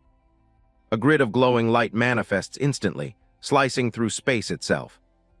The swordsman is caught in the crosshairs, his form silhouetted against the blinding geometric slashes. Sharp energy blades relentlessly tear through the swordsman's body with surgical precision. Pushed to his absolute limit, the swordsman undergoes a horrific transformation as the erosion sets in. He lets out a bone-chilling roar as his body warps into a massive shadow beast covered in glowing eyes. Chan-seok doesn't back down, diving headfirst toward the newly transformed monster. He grits his teeth, his expression hardening as he prepares for the final collision. The monstrous shadow of the swordsman leaps upward, meeting the descending hero with feral rage. Their clash shatters the silence, sending waves of energy rippling through the battlefield. Chan-seok strains against the beast's raw power, the force of the strike nearly blowing him back. That entity is being ripped to shreds as well, yet its form remains a turbulent void of writhing darkness and a sea of luminous eyes that refuse to stay destroyed. Ignoring their own mangled bodies, both warriors grit their teeth and continue to ramp up the intensity of the battle. Their gazes lock in a final, high-tension stare-down as the energy around them reaches a breaking point. A violent surge of purple flames erupts from the ground, engulfing the rocky terrain. The conceptual fire roars through the area, turning everything into a landscape of violet destruction. In the heat of battle, a flicker of memory from his combat days flashes through Chan-seok's mind. He recalls posing a profound question about the very nature of combat. His fellow knight had once asked how he would handle a warrior whose strength matched his own. The memory takes him back to a desolate, wind-swept cliffside under a setting sun. The veteran knight looked up at the sky, pondering for a moment before slowly echoing the hypothesis. What if a warrior truly appeared whom even I could not defeat, someone whose strength was perfectly equal to my own? The young knight waited intently, his gaze fixed on him in absolute focus. The veteran warrior explained that in a clash between equals, there can only ever be one absolute outcome. Returning to the present, Chan-seok has completely relaxed, proving the very words he spoke in the past. The swordsman's grotesque face is now almost entirely decomposing. A final, earth-shaking impact signals the end of their struggle. Chan-seok smirks as the dust settles, reaffirming the only truth that matters. As expected, I am the strongest. Chan-seok gazes back at the ruins where the boss had just fallen, Standing amidst the ruins, he examines his sword and the final fragments of the boss's body as they decompose. His hard work finally pays off as a blue reward chest materializes right before his eyes. He's relieved to see the loot mechanics work exactly like they did in his old world. Inside the chest, a strange golden artifact is glowing. He pulls out a spearhead, but it's far too short to be considered a proper spear. He grips the handle, sensing there's more to it than meets the eye. With a sudden burst of mana, the blade shoots out, extending into a polearm that seems to stretch on forever. It's a mana-responsive weapon, definitely a useful upgrade for his arsenal. He realizes rewards are based on the number of entrants, which makes him think. He should have brought Han Sang-ah along just to park her somewhere safe while he cleared the place. He wonders if her own sword even survived that crazy battle. Later that night at the shelter, things have finally quieted down. Han Sang-ah is out cold, finally getting some much-needed rest. She stirs slightly as someone enters the room. Chan-seok drops a high-quality sword by her bed with a quiet thud. She wakes up, confused to see him standing there in the dark. He plays it cool, claiming he just found it and she should put it to good use. She draws the blade, immediately noticing how well-maintained and sharp it is. She calls out after him, worried that he risked his life in such a dangerous place just to get this for her. He just tells her to shut up and be glad she got some rest while he was busy. But as soon as he turns around, the toll of the day finally hits him. He faceplants straight onto the floor, completely drained of energy. Han Sang-ah can only watch in shock as the guy who just cleared a rift collapses like a sack of potatoes. Word of what he did spreads like wildfire, because the gap between Grade 3 and Grade 2 rifts is massive. A solo clear of a Grade 2 source is basically unheard of for a rookie. On the streets, people are glued to their phones, arguing over whether the rumors are even real. Chan-seok's face is plastered all over the city's giant screens as the latest viral sensation. Back at the hospital, his phone is blowing up with so many messages it's basically unusable. He looks out the window at the media circus outside and realizes his days of flying under the radar are over. There's a knock at the door, pulling him away from the window. A woman introduces herself as Jasujiang, representing a group called Embargo Tower. She's been footing his medical bills, but Chan-seok admits he's never even heard of her organization. She tries to play the polite host, asking if he needs anything for his stay. But he knows those expensive hospital bills come with a price tag. He cuts the small talk and tells her to get straight to whatever she actually wants. She just smiles and asks if he likes cake before diving into business. She shows him a prototype for a mana-powered shield generator designed to protect the masses. As they sit down over some strawberry cake, she starts laying out the job. She wants him to escort this world-changing tech across the continent. It's a mission to bring protection to areas hunters can't reach, potentially saving humanity. Chan-seok listens intently, weighing the risks of such a massive request. Chan-seok sits across from Jasujiang in the hospital room, realizing the massive scope of what she's asking. She mentions they're already gathering a team of high-level hunters for the job. He checks over the mission details, surprised to hear that even big names like Janabi are on board. This isn't just a simple transport job, it's a global event. Jasujiang lays out the logistics. They'll be taking the shield generator across the continent by train, starting from Vladivostok all the way to the Netherlands. A map shows the massive route they'll be covering, stretching across Russia and into Europe before reaching the final stop in Dover, UK. When Chan-seok asks why they're going that far, she explains the geopolitical nightmare. A powerful warlord group called Ristorante controls a massive chunk of territory from Italy to North Africa. She points out that the UK is one of the few places left with any stability, mostly thanks to being an island nation protected by the sea. But the rest of Europe is pure chaos. Governments have collapsed, leaving hunter companies to rule like small-time kings. They'll also be bringing relief supplies to the people stuck in the middle. Chan-seok catches on quick. With anarchy and warlords everywhere, that train is going to be the biggest target on the continent. Jasujiang doesn't sugarcoat it. She knows people will be coming for them. She asks if he's ever left the country before, and he admits this is his first time heading to Europe. She warns him that things over there are way more horrific than he can imagine. Jasujiang explains that Embargo Tower is handling the data for the mission, and she'll be personally joining the transport team. Chan-seok keeps eating his cake, thinking it'll be good to have a familiar face around, even if she basically decided his participation for him. He finally gives his answer, but with one major condition: Han Sang-ah has to come with them as his partner. He explains that she's the only one he truly trusts after everything they went through on Tsushima Island. Jasujiang is more than happy to agree, figuring a hunter he trusts is better for everyone's safety.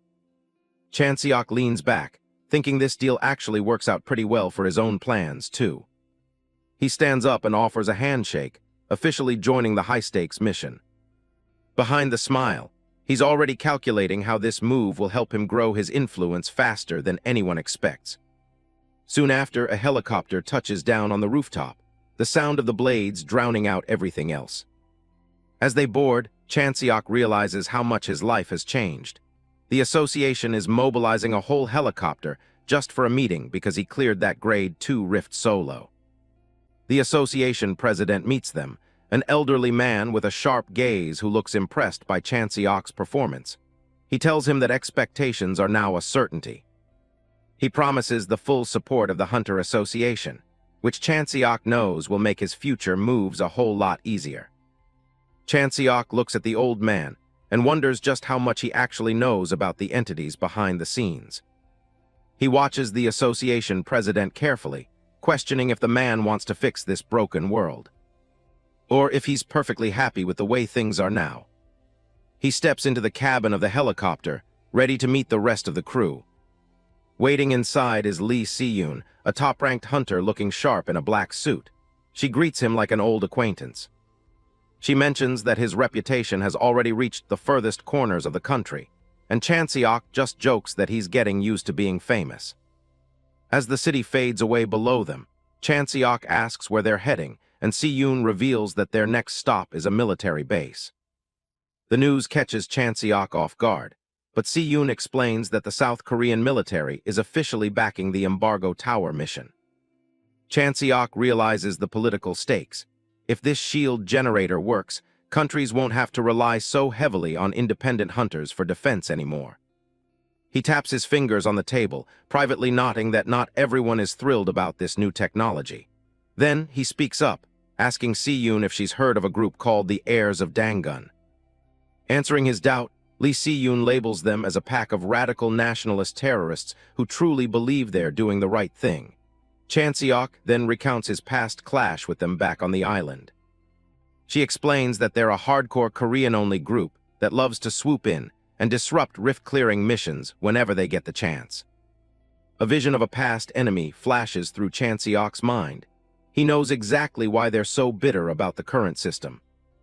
Lee Si-yoon stares him down, her eyes unreadable as the conversation gets heavy. Suddenly, she tosses something small into his hands. It was a piece of pumpkin taffy. Chan-seok was just confused as to why she kept trying to stuff him with sweets, completely unaware that this was the top hunter's signature way of shutting people up. She ignores the question and asks him again if he's really never been out of the country. He wonders why everyone is so fixated on his travel history, but he just repeats that this is his first time going this far. Lee Si-yoon leans back with a knowing look, telling him that this mission is going to be a wake-up call for him. As the sun sets, they fly toward the unknown, with Lee Si-yoon's warning lingering in the air. He's about to see the world for what it really is. A sunset hangs over the industrial skyline of Vladivostok as a massive operation begins to take shape. Inside, the conference room is packed with military brass and elite hunters for the final mission briefing. Yoo Chan-seok looks through the documents, knowing this escort mission is about to become a global spectacle. Lee Si-yoon, the rank 10 hunter, stands by as the tactical details are laid out. Superintendent An Hun-seo takes center stage to explain the logistical nightmare of the Trans-Siberian journey. The plan involves a massive train with 80 cars, most of which are armored containers for supplies and the generator prototype. Chan-seok notices that Lee Si-yoon is getting the VIP treatment, with an entire car reserved just for her. The atmosphere is tense as the discussion turns to the security of the shield generator. An Hun-seo suggests that the military should share guard duties to keep everyone fresh for the long haul. But the proposal is shot down instantly. There's no room for outside help on this one. Lee Si-yoon reminds him that every faction on the continent is going to be gunning for that technology. The superintendent can only frown as his offer for military support is firmly rejected. The rules are strict. Only members of the designated guild are allowed near the cargo. The military officials look frustrated, realizing they're being kept at arm's length by the hunters. Lee Si-yoon shuts her eyes, signalizing that the discussion is over. A map outlines the grueling route from Vladivostok all the way to the UK, crossing through some of the most dangerous corrosion zones. As soon as she heard the plan to transport by train through these godforsaken lands, Si-yoon immediately compared the mission and the threat of bandits to a cliché old-school Western movie. The situation is even worse than they thought, with 5 European warlords already marked as hostile threats. The soldiers in the room are visibly shaken, wondering how they're supposed to survive 2 weeks of constant attacks. Most of them are convinced that pulling this off is actually impossible. Lee Si-yoon remains calm, watching the room descend into a minor panic. She breaks the tension by promising that the train will reach its destination, no matter who stands in their way. Operation D-Day begins as the massive train prepares to pull out of the frozen station in Russia. The platform is a sea of people, as crews and guards scramble to board before the departure. Chan-seok walks along the tracks, the bitter cold already biting at the air. He realizes the train is even longer than he imagined, stretching over a kilometer into the snowy mist. Suddenly, a familiar voice calls out to him, stopping him in his tracks.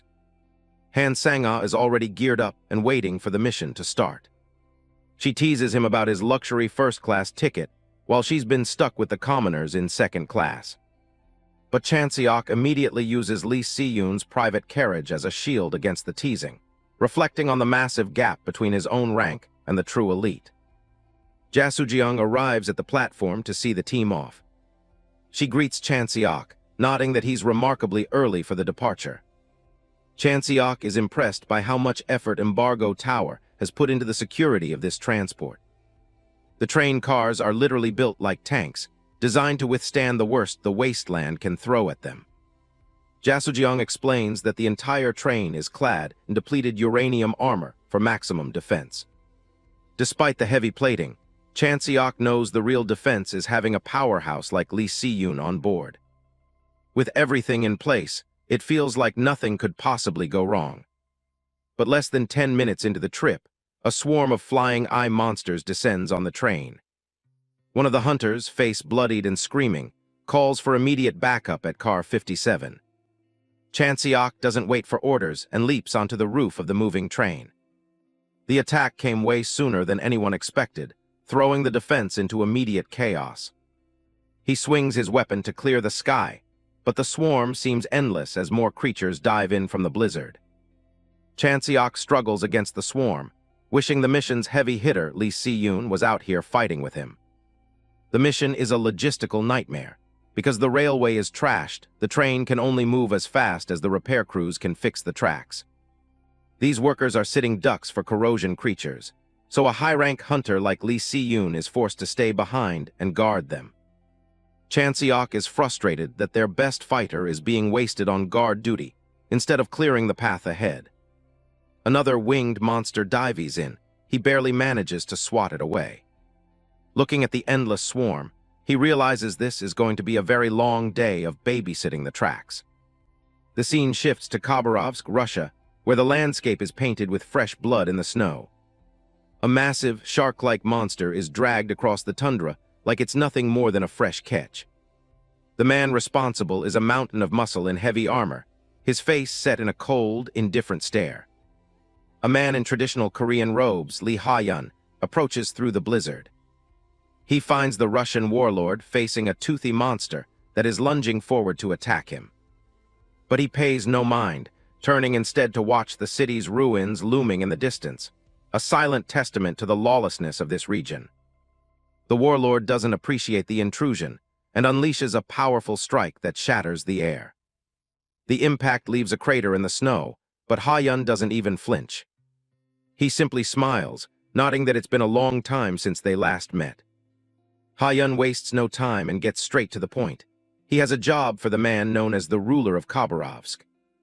The warlord, Nikolai Baranov, looks down at the intruder with sheer contempt. He's annoyed that the visitor's arrival woke up the monster he was planning to have for dinner.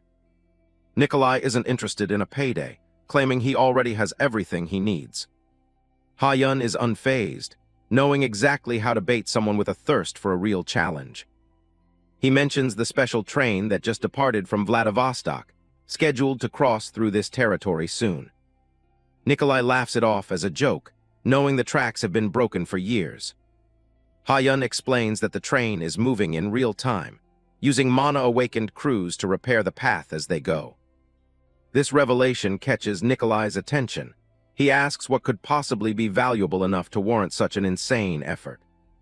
Ha-yun tells him the cargo isn't his concern, but the person guarding it definitely should be. Nikolai's eyes widen when he hears the name of his target. Ha-yun confirms it. The Candy Lady of Janabi LLC is the one holding the line. The prospect of fighting the rank 10 hunter, Lee Si-yoon, finally brings a bloodthirsty grin to Nikolai's face. He assumes it's a simple robbery and suggests just blowing up the entire train. Ha-yun quickly corrects him. He has much more specific plans for the cargo than just destruction, while silently cursing the man's simple mind. He produces a small electronic terminal, explaining that Nikolai needs to break into the main car and connect it to the equipment inside.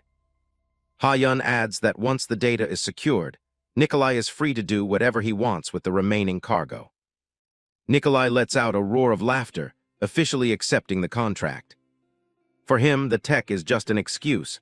He's more interested in the slaughter that follows. He can't wait to turn the Siberian tracks into a graveyard, right in front of the legendary Lee Si-yoon.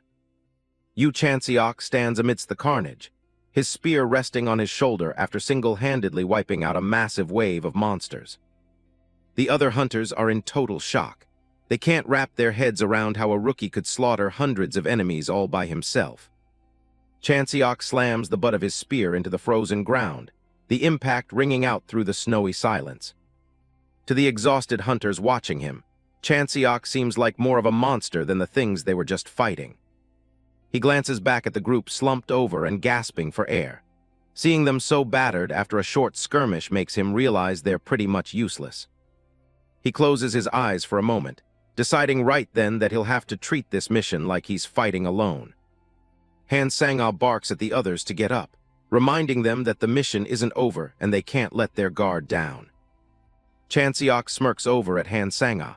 In his mind, she's the only one in this entire group who's actually worth anything.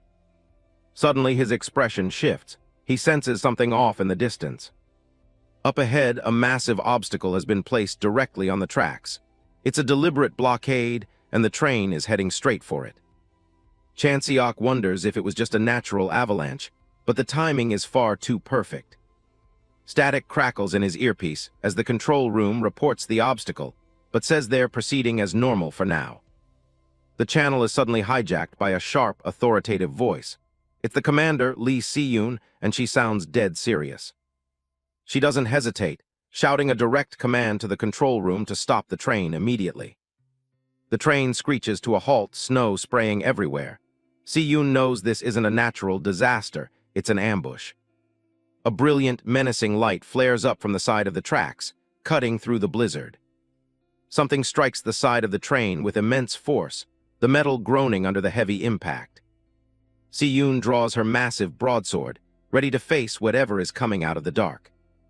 A beam of concentrated energy blasts towards Si-yoon, exploding against her position. In the distance, figures in high-tech suits begin to descend from the snowy cliffs, surrounding the stopped train. Sang-ah's eyes widen in shock as she asks where they came from. Chan-seok remains eerily calm, telling her she should have read the briefing. Nikolai Baranov's bald, scarred head comes into focus at the front of the horde. This is Nikolai's armed gang, a notorious mercenary force 500 men strong. Before Si-yoon can even take a step, she notices something fluttering in the wind toward her. Several paper talismans inscribed with strange glowing runes are flying through the air, heading straight for the commander. The talismans stick to her, glowing with a sinister purple light. Si-yoon freezes, realizing too late that this is high-level sealing magic. She tries to force her mana to flow, but her eyes narrow as she feels her internal energy being choked off. Purple electricity crackles around the talismans, weaving a complex magical web over her entire body. Sang-ah watches in horror as the commander's presence suddenly weakens. She calls out to Si-yoon, sensing that something has gone horribly wrong. Si-yoon grits her teeth, her voice strained as she realizes the full extent of the trap. A massive hexagonal barrier erupts around her, fully manifesting the seal and locking her powers away. The broadcast system on the train flares to life, sending a panicked message to all hunters on board. The announcement confirms their worst fears. They're under attack, and Commander Lee Si-yoon is officially out of the fight. The hunters look out at the snow to see hundreds of mercenaries closing in. They're outnumbered 10 to 1. Chan-seok steps forward, his expression cold and focused. The commander might be down, but he has no intention of retreating. Si-yoon looks on, her eyes sharp despite being trapped. She wants them to hold the line and hunt the enemy down. Chan-seok doesn't wait for a plan. He tells Sang-ah to follow him and leaps straight off the side of the train into the freezing night. The other hunters are stunned. They can't believe he's just charging into a 500-man army on his own. Seeing the rookie dive in, one of the hunters grins through the fear. He decides they can't let the kids have all the fun and tells the others to move out. Trapped inside the purple barrier, Si-yoon stares down the enemy. She's already looking for a way to break this seal and get back to the front lines.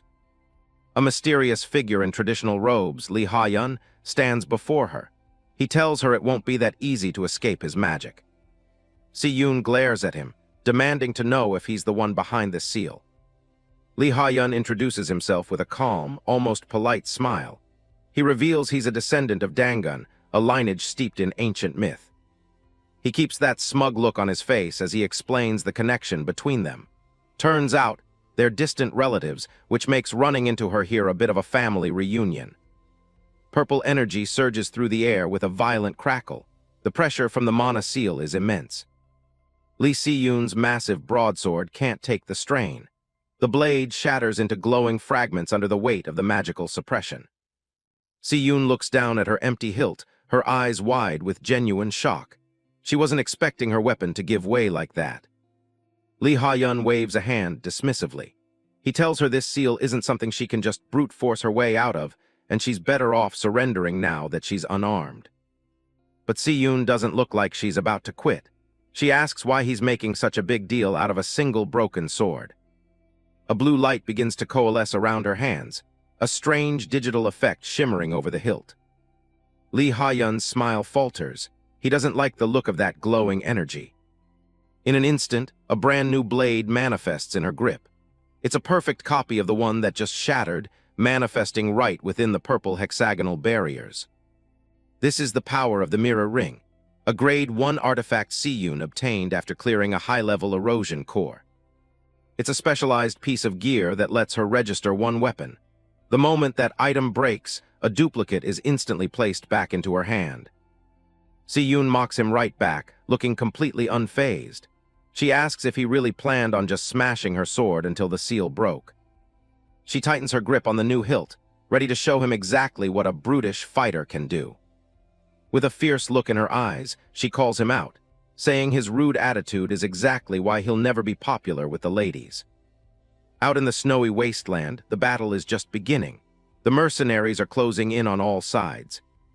A sudden burst of laughter echoes across the battlefield, catching the defenders off guard.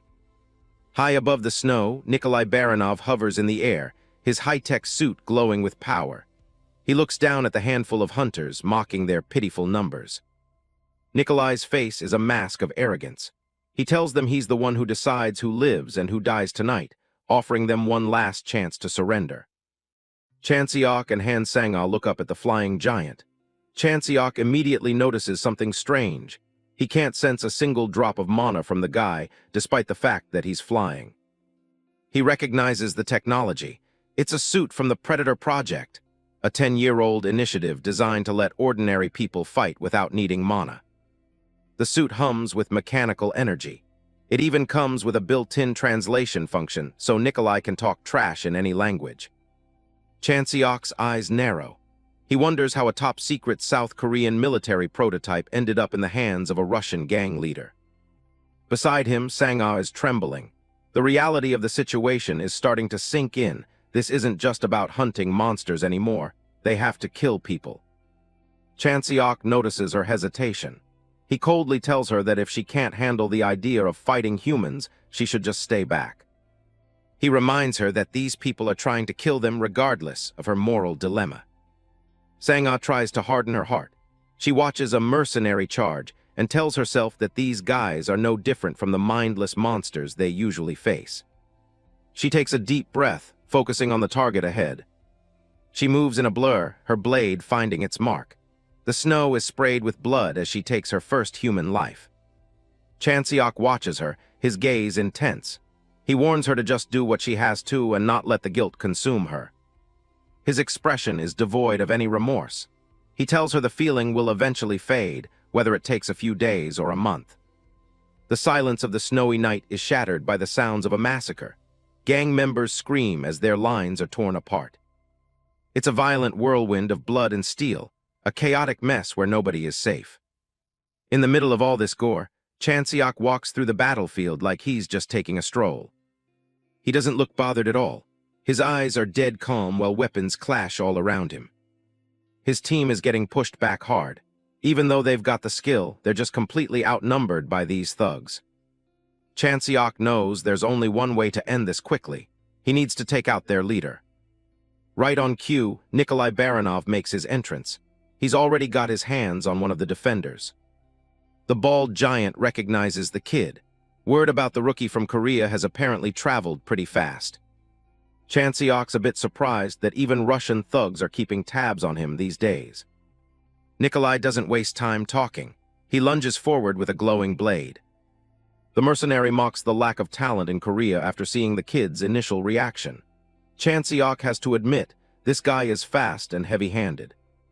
Not only is he quick, but that power suit looks like it can take a serious beating without a scratch. The protagonist realizes this won't be an easy win. This guy is a lot trickier than the average monster. But Nikolai has no idea who he's dealing with. Chan-seok's been through much worse than a high-tech suit. They clash in a flash of sparks. Neither side is giving an inch. Nikolai is getting pissed. He expected to squash this kid in seconds. The giant fires up his thrusters, screaming that he's going to finish this right now. Chan-seok notices something weird. For someone claiming to be going all out, the guy is definitely holding back. He deduces that the mercenary is worried about damaging the cargo. They need that shield generator intact. Nikolai keeps up the pressure, swinging with mechanical force. Everything about this ambush feels too organized. It's like these guys knew exactly who was on the train. A Russian boss in a Korean military suit and a SEAL master showing up at the perfect time. That's not a coincidence. Chan-seok realizes there are too many red flags to ignore. There's definitely a mole in the operation. Nikolai looks down and sees something that finally makes him nervous. A black flame is eating through his armor. Chan-seok decides he's done playing around. He's going to burn through his weapon's durability to end this instantly. He swings, his blade glowing with intense blue energy. The mercenary's face goes pale. He realizes too late that he's completely outmatched. Nikolai tries to curse him out, but Chan-seok is already moving faster than the suit can track. He activates blue trajectory. The air around him starts to warp from the sheer speed. It's a 16-hit combo. The final blow cannon sends a shockwave through Nikolai's entire frame. The giant freezes. He can hear the expensive metal of his suit finally starting to snap. There's a massive crack right down the middle. Nikolai panics, realizing he needs to retreat and find cover. He tries to strike a deal, offering to help break the seal on the candy lady if the kid stops attacking. But Chan-seok isn't interested in bargaining with a corpse. He drives the final strike home. A single strike cleaves the Russian butcher in two. The power suit explodes into fragments. The invincible commander is officially done for. Chan-seok just sighs. Dealing with these guys was more of a chore than anything else. He stands over the wreck, telling the dying man that he doesn't need any help. Suddenly, a familiar purple energy starts sparking nearby. The ground shakes with a new power. The remaining mercenaries stop in their tracks. They can feel the atmosphere changing. Confidence turns into pure terror. They realize they've just lost their leader and something else is waking up. On the other hand, the hunters' faces begin to light up with joy. Chan-seok glances back at the train with a smirk. He knew she could handle it on her own. Lee Si-yoon finally breaks through the seal, her eyes glowing as her mana floods back into the battlefield. The Trans-Siberian train sits stalled in the frozen wasteland. Bodies of the mercenaries are scattered across the snow, marking the end of the ambush. The hunters gather around, finally catching their breath after the massacre. Lee Si-yoon is all smiles, handing Chan-seok a shard of the broken seal as a reward. The protagonist asks if that seal master guy was really one of the descendants of Dangun. The commander confirms it, looking a bit frustrated that the guy managed to slip away right after the seal broke. Chan-seok looks at the purple crystal fragment in his hand, while the others watch curiously. Then he just pops it into his mouth like it's a piece of candy, leaving everyone speechless. The hunters lose their minds, screaming about how he could possibly eat a mana-sealing artifact. He just chews away with a blank face, wondering why everyone is so worked up. Si-yoon tells them they're overreacting, explaining that most hunters just collect these as trophies. The bystanders can only stare, thinking she's just as crazy as he is. Chan-seok's gaze turns cold as he looks over at the train. He watches the military personnel carefully recovering pieces of Nikolai's wrecked power armor. He notices a disturbing detail. Nikolai's gear was actually specialized Korean military equipment. That realization leads to a much darker line of thought. For a mercenary to have this kind of tech, he'd need backing from a faction powerful enough to ignore the government. Or maybe the military itself was quietly letting Nikolai do his dirty work. Looking at the soldiers around them, Chan-seok realizes he might not be able to trust anyone on this train. Far away from the tracks, a massive palace hidden in the mountains looms through the clouds. Lee Ha-yun stumbles through the halls, barely able to keep his balance. He's completely drained, cursing his luck for wasting so much mana on a seal that didn't even hold. He approaches a mysterious figure and calls out to his captain. The kid apologizes for his failure, but the man just shrugs it off as a minor setback. He tells the seal master to stop acting like a whipped dog and focus on getting his strength back. The masked man's cold authority is enough to shut down any more apologies. The captain heads toward an elevator, the display ticking up to the first floor. Losing his best men clearly stings more than he's letting on. His single red eye glows with a dangerous obsession over the mana pattern of Chan-seok's black flame. The doors chime as he reaches floor 3. He enters a dimly lit lab packed with monitors and calls out to a man named Dr. Seo Jae-woo. The disheveled scientist looks up from his snack, wondering what the boss wants now.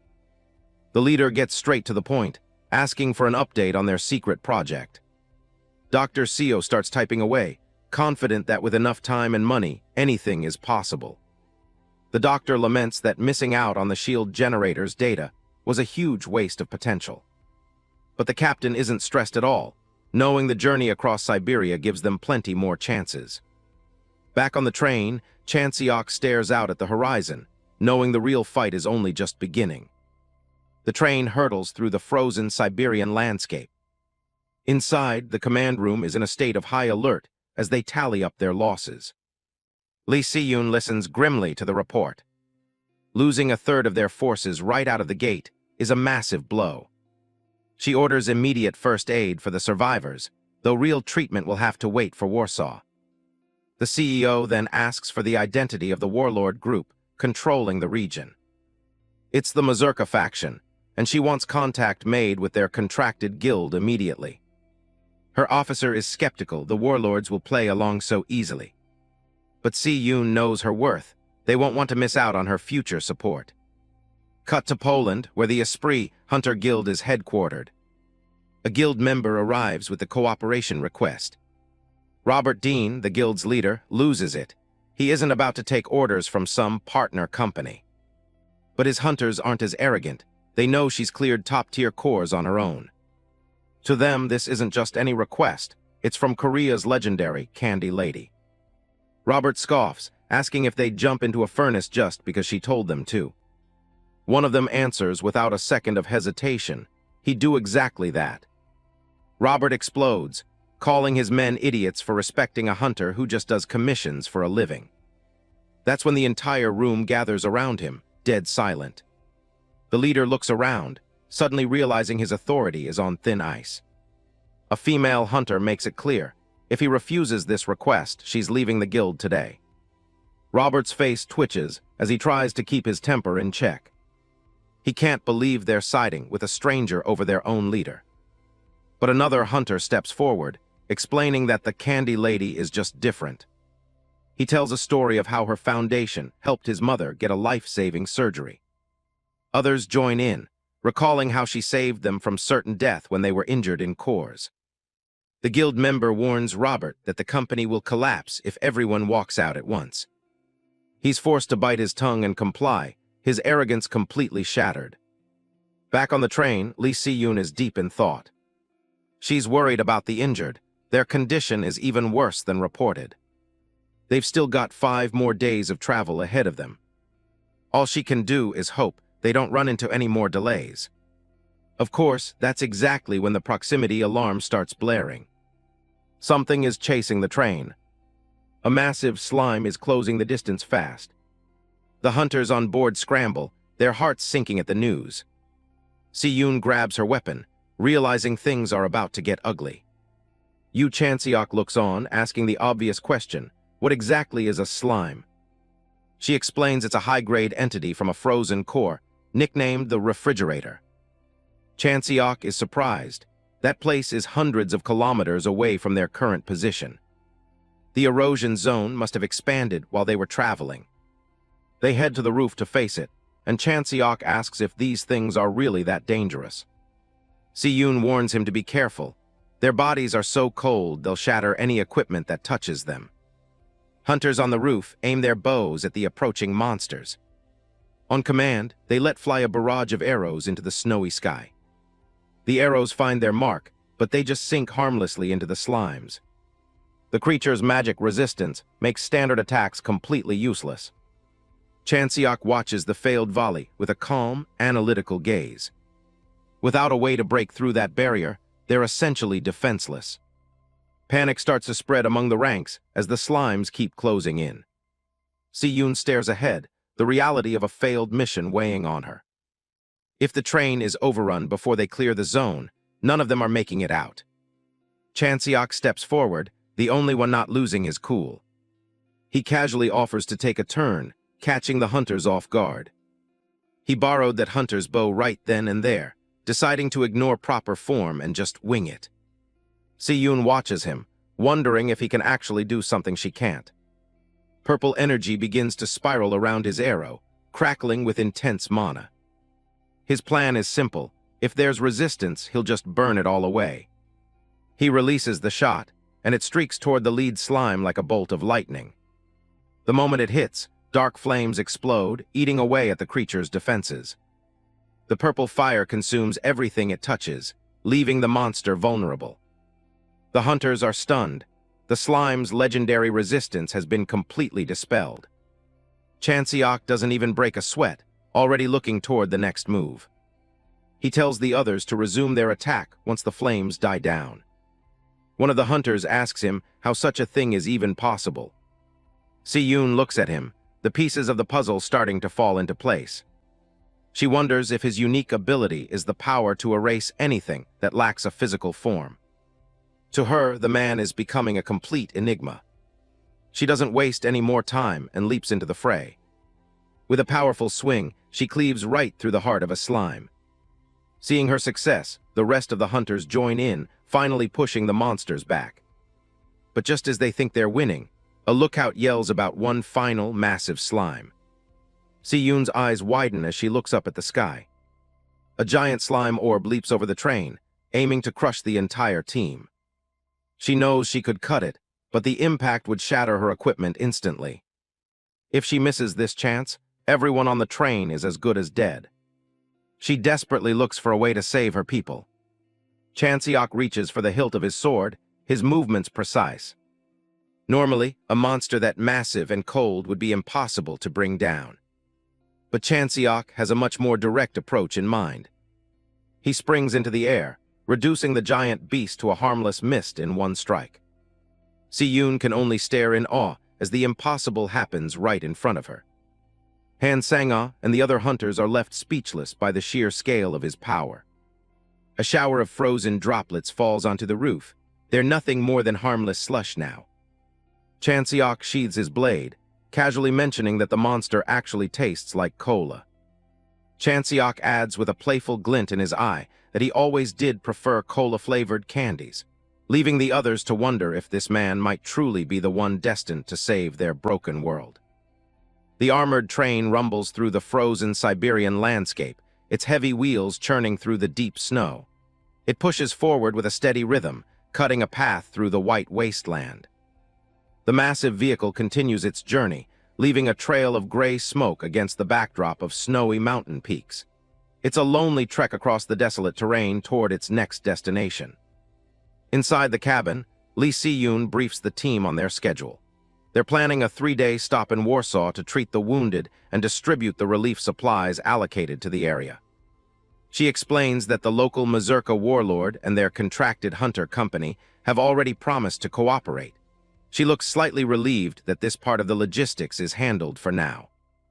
Lee Si-yoon turns to her subordinate to ask about transportation cooperation from the other factions. She wants to know if there's been any word from the warlords besides Mazurka. The officer reports that the other warlords are still staying silent. Si-yoon crosses her arms, realizing they'll just have to keep trying to establish contact. The train finally pulls into Warsaw Central Station, a cavernous terminal in the heart of Poland. The platform is crowded with soldiers and staff waiting for the cargo. Yoo Chan-seok steps out and takes in the surroundings. He'd heard Poland was doing better than most, but the reality of the station tells a different story. The station floor is a grim sight, filled with people huddled in blankets and looking completely drained. It looks more like a morgue than a transit hub. Despair is everywhere, with bodies lying motionless among the trash and debris scattered across the terminal. The air feels heavy with the scent of decay. Chan-seok narrows his eyes as he scans the area. He notices there isn't a single trace of plant life or greenery anywhere in the facility. Broken concrete and yellow "Keep out" tape mark off sections of the ruins. He wonders if the survivors burned everything edible or flammable just to stay alive through the winter. He notices that Lee Si-yoon and the other hunters are completely unfazed by the sight. It seems this level of misery is just the standard reality they're used to seeing. A man in a tan military uniform approaches Chan-seok. He stands with a formal posture, ready to introduce himself. The man identifies himself as Warrant Officer Joseph Polanski of the Mazurka faction. Chan-seok is surprised to hear him speaking fluent Korean. Joseph offers to show them to their quarters, overlooking a skyline of ruined and hollowed-out skyscrapers. The destruction stretches as far as the eye can see.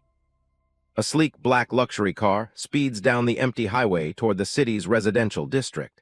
It's a sharp contrast to the wreckage lining the streets. Chan-seok watches the city pass by from the back seat. He realizes that everyone is being moved separately, and it looks like his accommodations will be different from the rest of the team. Joseph breaks the silence, confirming that Chan-seok is a freelance hunter. He seems to be sizing up his guest's potential. The officer gets right to the point, suggesting that since Chan-seok has no strong ties to Korea, he should consider a long-term position in Poland. He leans forward, trying to sell the idea. He admits that the city's buildings aren't up to Korean standards. However, he claims that here, Chan-seok would have far more power than he'd ever find back home.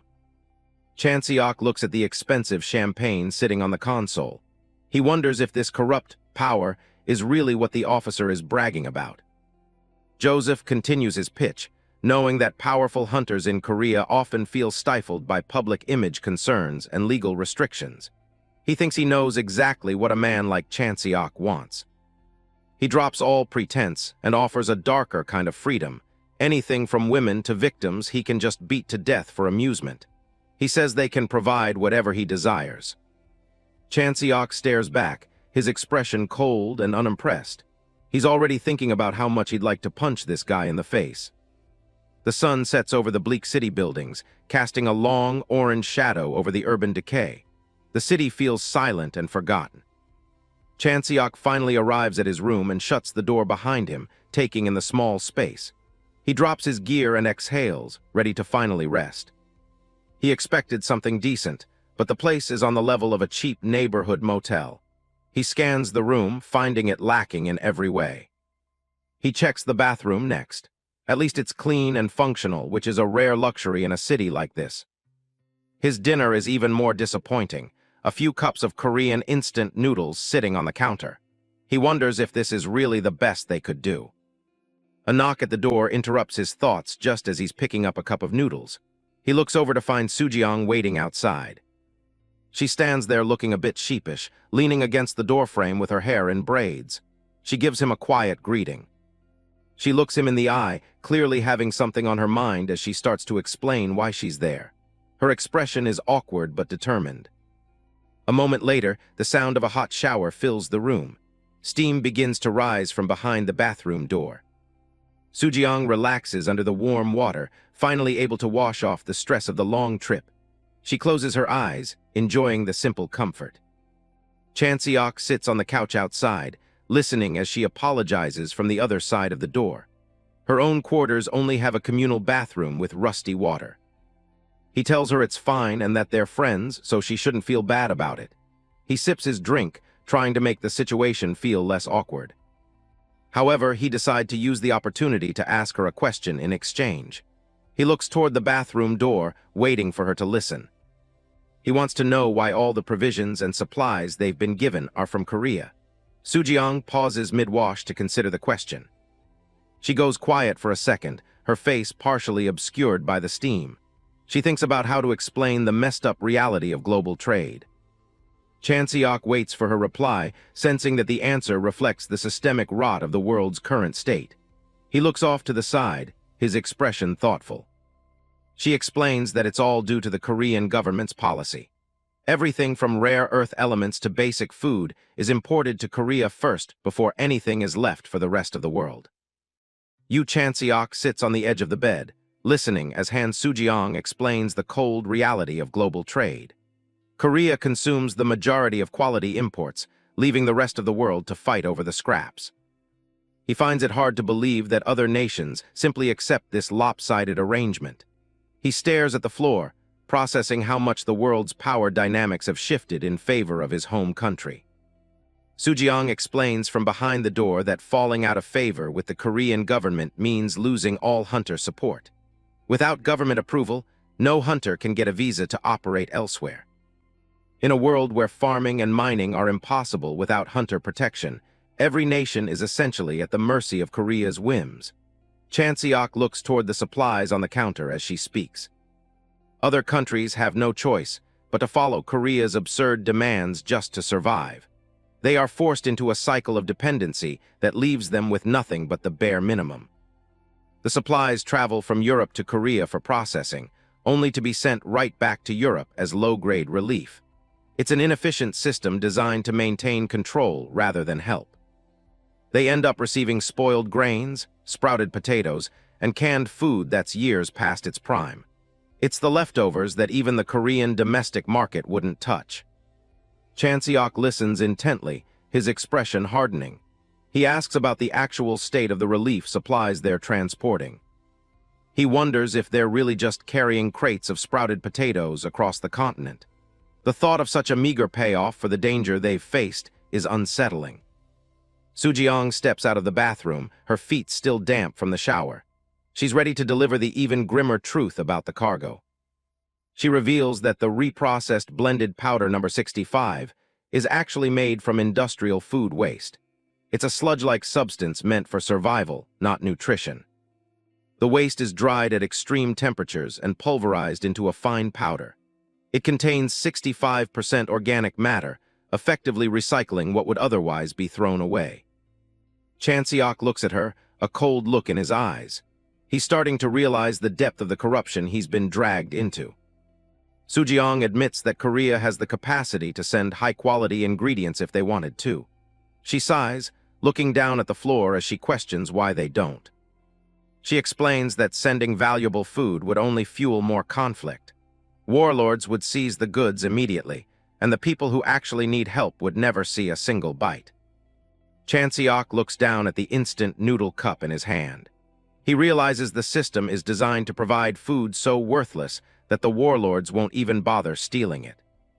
If real food is provided, it goes straight to the warlords who either hoard it or sell it to buy more weapons. Relief aid, in its ideal form, often ends up feeding the very wars it's trying to survive.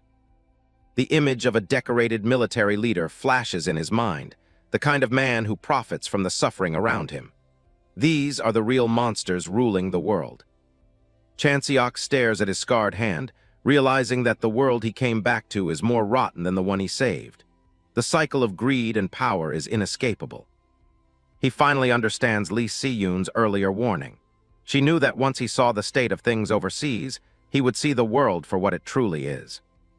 He admits to himself that he was being too naive. The human rot on Earth is far more pervasive than the monsters he faced in the other world. He realizes there's an organization actively maintaining the erosion cores to ensure this chaotic state of the world continues forever. It's a profitable arrangement for those at the top. Chan-seok crushes the empty noodle cup in his fist, a cold determination taking hold. He's figured out exactly what stance he needs to take from now on. He stands up and approaches Soo-jeong, calling her by her name. He looks ready to act, no longer content with being a passive observer. His eyes glow with a faint, amber light as he asks her for a piece of information. He's done playing by the rules of this broken world. He wants to know the location of the closest warlord faction that hasn't cooperated with their mission. He's going to pay them a visit personally. The scene shifts to Hamburg, Germany, where a helicopter sits on a high-tech landing pad. The Kaiser faction's headquarters is a fortress of military might. A lone figure moves with blinding speed through the facility, his boots hitting the ground as he bypasses the security measures. The attack is swift and silent. Daniel Lewis, the leader of the German warlord faction Kaiser, rushes out onto the deck. He's outraged, demanding to know what's happening to his guards. A subordinate reports that Yoo Chan-seok is the one responsible. The Korean bastard is tearing through their defenses and demanding to know why they won't cooperate. Daniel screams for him to stop, but Chan-seok doesn't even slow down. He lands another heavy blow, sending a guard flying across the deck. He continues his systematic dismantling of the Kaiser guards, showing no hesitation. The warlord's threats of filing a formal complaint fall on deaf ears. Daniel is furious, screaming at Chan-seok and asking if he really has a death wish. He can't believe a single hunter is challenging his entire faction. Chan-seok reaches out, his hand hovering over one of the fallen men. He tells the warlord that if he's going to try and kill him, he'd better make sure he gets it right the first time. He stares Daniel down with a cold, piercing gaze. If the warlord wants to survive their encounter, he'll have to be far more effective than his pathetic guards were. 3 hours ago at the Warsaw Royal Castle, the clock tower stands tall as the question is asked. Which of the local warlords is causing the most trouble right now? Heavy boots click against the polished marble of the castle hallway. Yoo Chan-seok lets himself into the office, looking completely at ease despite the tension. Lee Si-yoon is buried in a mountain of paperwork. Without even looking up, she tells her visitor she's a bit busy at the moment. She finally looks over, telling him to keep it brief and get straight to the point. He doesn't waste any time. The descendants of Dangun are trying to seize control of the erosion source. That gets her attention immediately. She's stunned that he waited this long to mention what he heard back on Tsushima Island. Chan-seok just gives her a flat look, waiting for the news to sink in. She sighs and starts shuffling through her documents, realizing he's already made up his mind about what to do next. He admits he'll never get along with those guys. They're just too weird for his taste. Si-yoon is just relieved he's actually making a decision for once. An intercom buzzes. Commander Lee Si-yoon is informed that Han Sang-ah has arrived to see her. Si-yoon notes that Sang-ah was right there with him during that mission together. Han Sang-ah enters the room, her expression looking quite grim. She's honest, the state of things in Warsaw was hard to believe, even seeing it with her own eyes. Si-yoon asks if Korea is really that oblivious to what's happening in other countries, especially her, the lady of Jumyang Group. Sang-ah looks down. If she weren't a hunter, she would have spent her whole life in the dark. She asks if there's anything they can do to help. Si-yoon's answer is cold.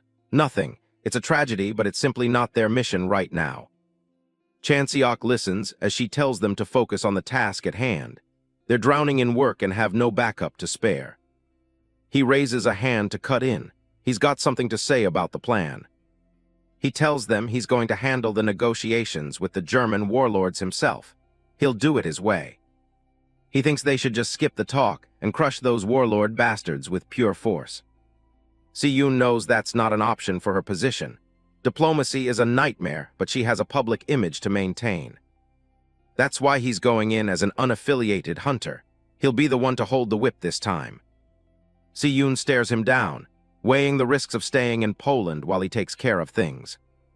She realizes that despite how extreme it sounds, there really is no other way to get things moving. She asks if he'll be okay on his own as he starts to walk away. He promises to have it settled before the relief supplies are even finished being distributed. Sang-ah isn't convinced. She offers to go with him, worried about the danger. He tells her to stay put and focus on her training. He's already calling for a transport helicopter. With a confident smirk, he tells them he'll see them in Germany. An hour later, a massive explosion rocks a German facility as a helicopter circles overhead. The Kaiser warlords had no idea what was coming. The ground erupts in fire and stone, sending debris flying everywhere as the ambush begins. A soldier is caught in the shockwave, screaming as he's engulfed in the flare. They thought they could handle a single Korean hunter. The warlords figured they could drain any hunter's mana until they were helpless. It was a logical plan, but it didn't account for someone like him. Chan-seok drops into the middle of their base like a bomb, scattering the ranks. Their math only works on ordinary hunters. He gives them one final command: make a choice. He stands over a defeated guard, looking down at the group's leader standing in the distance. He asks if they'll settle this with words or fight to the end. Daniel Lewis, the leader of the Kaiser warlords, is in complete shock. He can't believe the guy is still moving. He panics and screams at his men, wondering what they're all doing just standing there.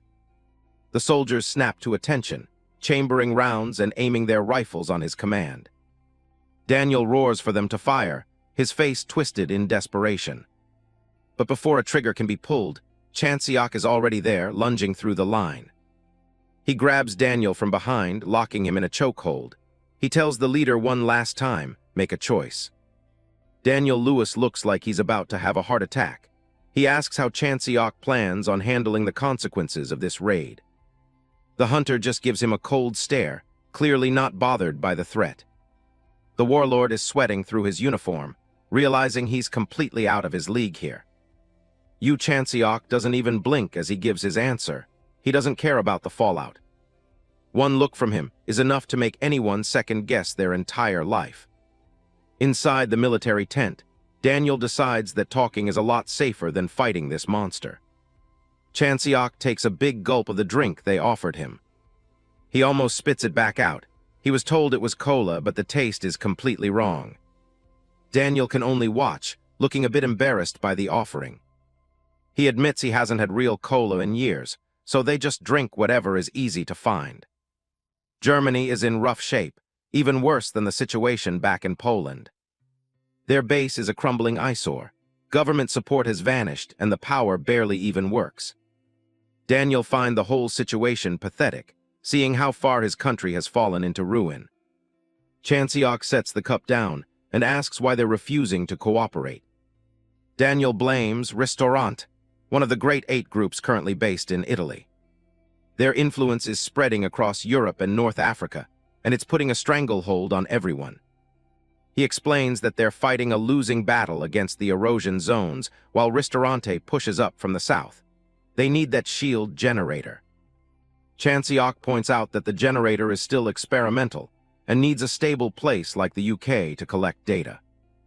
Daniel looks down, realizing this isn't much of a negotiation. He's being cornered. The hunter's message is simple. If you want the generator, stop talking and start helping out. Daniel tries to act tough, asking why the guy is acting so high and mighty when they don't even have a choice. Chan-seok grabs his glass and slams it onto the table. He crushes the glass in his bare hand, sending shards flying everywhere. Blood drips from his fist as he warns the old man that he wouldn't recommend testing his patience. Shaken by the display, Daniel finally asks what kind of cooperation he's looking for. Chan-seok plays it off like he's just a middleman setting up the meeting. Daniel asks if the candy lady was the one who sent him here to do this. He laughs it off. Si-yoon is far too careful for this kind of thing. He just got impatient with how slow things were moving. Daniel tries to save face, asking if the hunter really thinks he can just stay here for free. Chan-seok looks him dead in the eye, clearly unimpressed by the attempt to intimidate him. He tosses a single piece of candy onto the table, his lodging fee. It's a cola-flavored candy he worked hard to get from a slime. Daniel can't believe he's being serious. The warlord mutters that it must be nice for Koreans to be so carefree, while everyone else is struggling just to see tomorrow. Daniel looks at him, wondering what his next move is. Chan-seok is already thinking ahead. Back with his allies, Lee Si-yoon asks if he actually has a plan for when this request is over. He admits that seeing the state of the world has really opened his eyes to how ruined everything has become. Whether it's Grade 1 erosion cores or the Great 8, he's done with the games. He's going to end them all. He tells Daniel that he'll end up thanking him in the long run. He's going to save the world. He's going to make sure they can all drink real cola again in a few years, just as a personal favor. With a smirk, he sets his sights on the bigger picture. Meanwhile, a crowd gathers in the square in front of the Warsaw Royal Castle. People line up for miles, waiting for the only source of sustenance they have left. The servers yell for the next person in line to step up. It's a never-ending cycle of misery. A thin, watery soup is poured into a bowl. It's a dismal meal, but they're told to wait their turn or lose out. A man stares down at his bowl of soup with a look of pure disgust and disappointment. He explodes in anger, shouting that the soup is nothing but flavored water and swearing at the guards responsible for the rations. One of the soldiers tells him to shut up and step back. The guards don't take kindly to the civilian's outburst. One of them authorizes the use of force to keep the peace. The man refuses to back down, shouting that the soldiers are no better than thugs. A guard levels his weapon, the click of the chamber echoing in the tense silence. A deafening gunshot rings out across the square, shocking everyone into silence for a split second. The crowd erupts into screams of terror as the man collapses. Someone cries out in horror, asking if the soldiers really killed him just for complaining about the food. A soldier quickly clarifies that the man isn't dead. They're using salt slugs, non-lethal rounds meant for crowd control. The guard explains that with everyone struggling, they have to ensure the portions are distributed fairly. He warns the crowd that any further rioting will be met with more salt rounds without hesitation. The crowd goes quiet for a moment, processing the warning. Salt rounds mean the guards won't actually kill them for acting out. The realization sparks a different, more desperate kind of panic. People begin rushing the food stands, screaming that they haven't eaten in days as the guards frantically call for backup. In a much quieter, though no less chaotic environment, the sound of phones ringing fills a cluttered office. Lee Si-yoon is buried under a mountain of paperwork. The reports are grim, dozens of injuries and over 20 cases of forged ration cards. They are hopelessly short-handed. A subordinate informs her that a priority message has just come in from the Kaiser warlords. She's stunned and tells them to patch it through immediately. She picks up the phone and identifies herself. A look of genuine surprise and relief crosses her face as she realizes Yoo Chan-seok actually succeeded in his mission. The word comes through officially. The Kaiser warlords have agreed to Janabi's request for full cooperation. In the ruins of Hamburg, Germany, the unlikely partnership begins to take shape. Daniel Lewis formally welcomes Lee Si-yoon to the city. though he can't help but comment on the strange and dangerous fellow she sent to handle the negotiations. Si-yoon remains professional, greeting him in return and thanking him for finally agreeing to the terms. While the official meeting takes place below, a silent observer watches the proceedings from high above the train station. Yoo Chan-seok sits perched on a high metal beam, his expression unreadable as he surveys the area from his vantage point. Han Sang-ah floats up to his level, startled to find him all the way up there. She asks what on earth he's doing. He explains that he's just scouting the perimeter to make sure nothing goes wrong. She informs him that Si-yoon is looking for him. Chan-seok sighs and says he'll head over now, getting ready to move. But something suddenly catches his sharp eyes, stopping him in his tracks. The sun glints off the sharp angles of the city's clock tower in the distance. An unnatural, brilliant flash of light suddenly erupts from the side of the tower, as if something just entered this world. A figure is visible for only a fraction of a second before disappearing. Chan-seok doesn't waste a heartbeat, diving off the beam to give chase. Han Sang-ah yells after him, asking where he's going. He lands on a high balcony with a heavy thud, his eyes darting around as he scans the area for the intruder. There is no one in sight, but the hunter is certain of what he saw. Someone was definitely right here just a moment ago. He notes that the intruder used mana to hide their presence and flee the moment they were spotted. However, the masking wasn't perfect. He can still detect a faint, glowing trail of mana lingering in the air. By following the trail, he's confident he can track the stranger down. He focuses his senses, narrowing down the target's location. The trail winds its way up through the structure, defying gravity. His position is the ceiling. He barely has a second to process the realization before a figure drops down directly above him. A massive blast of blue energy erupts as the attacker strikes, the sheer force of it rattling the entire building. The attack literally tears through the air, leaving a shimmering wake of mana behind it. This is no ordinary skill. Chan-seok manages to dodge the strike, impressed by the technique. Tearing through space itself is a high-level feat. The attacker, hidden beneath a wide straw hat, is equally impressed. He hadn't expected the hunter to find his location so quickly. The man introduces himself as Seok Jo-heum, a descendant of Dangun. He states calmly that he must subdue Chan-seok before he can depart. Chan-seok isn't exactly shaking in his boots. He mocks the man's choice of attire, questioning what kind of look he's going for with the hanbok and the cane sword. Seok Jo-heum's grip tightens on his weapon as he delivers a stern correction. It is not a simple cane sword. With a sharp movement, he draws the blade. It is a changpojum, and it hums with a lethal, shimmering energy as he prepares to strike again. A massive strike from Seok Jo-heum's blade shatters the stonework of the building, sending debris flying in every direction. Chan-seok grunts as he's knocked back by the concussive force of the attack, his feet skidding across the roof. He doesn't have a second to breathe before the next slash comes, the razor-sharp edge of the changpojum whistling through the air. The two warriors become a blur of motion, their clashing weapons sending sparks into the sky. Chan-seok lands with a heavy thud, his eyes never leaving his opponent. Despite the ferocity of the assault, the hunter is untouchable. He dodges every strike with a calm, practiced precision that clearly frustrates his foe. Seok Jo-heum speaks from beneath his hat, his voice eerily calm as he tells the young man that he'll have to try much harder than that. Chan-seok's expression shifts. He's starting to realize that there's something more to this fight than meets the eye. A surge of violet mana erupts around the older man, shimmering with a strange, unnatural light. The air itself seems to vibrate with the sheer pressure of the energy being released. Chan-seok launches himself forward, bringing his polearm down in a strike designed to crush anything in its path. The light of the attack illuminates Seok Jo-heum's face, showing a man who is completely in control of the situation. Suddenly, the intruder's form begins to flicker and distort, splitting apart like a reflection on water. Chan-seok's eyes widen in genuine shock as he sees the man split into two identical copies.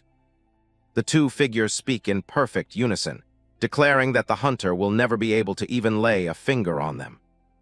They move in perfect sync, their combined presence filling the rooftop with an overwhelming sense of danger. The hunter's gaze is sharp, his mind already working to dissect the mechanics of the clone technique.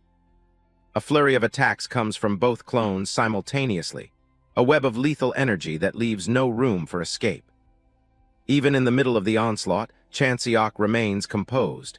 He's already identified the two key secrets of his opponent's power. First, the use of physical clones to create openings and confuse the target. And second, the fact that when these clones merge, the man's speed and power are temporarily amplified to extreme levels. Seok Jo-heum boastfully claims that there is nothing Chan-seok can do to stop him. The hunter's only thought is that the man couldn't be more wrong. Chan-seok watches as the swordsman's clones merge back into a single body. The speed boost from the merge is immediate. Chan-seok figures it's some kind of innate ability. But the real headache is that phasing technique. Any physical strike just passes through him like he's a ghost. Seok Jo-heum is feeling pretty confident, promising that his next strike will be the last. Chan-seok can tell this guy has never had his little trick countered before. Unfortunately for him, he's up against a guy with 20 years of experience dealing with displacement magic. He's seen this exact skill in another world before. Monsters there used to displace their bodies into another space to dodge everything. It made them nearly impossible to put down. Other hunters would panic, unable to land a single hit. Swords and spears would just slice through empty air. No matter how hard they fought, nothing was working. The secret is that they aren't actually intangible. They just use mana to shift their physical bodies elsewhere. So the real question is how to get around that displacement. Skills like this trigger at the exact millisecond they're attacked, matching the incoming speed. If you can match that timing perfectly, Jo-heum prepares to lunge. Chan-seok just needs to recalibrate his attack speed to catch the window when the phasing deactivates.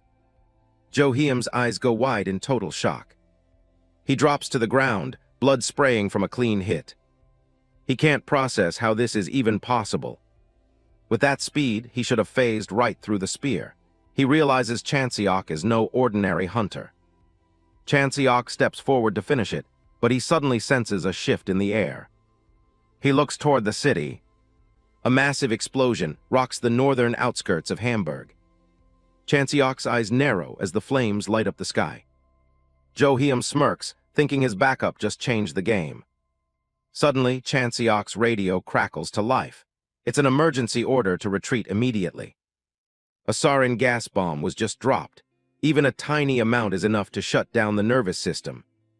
It's a chemical weapon, so lethal it's been banned from history. Once it spreads, the entire area will turn into a graveyard.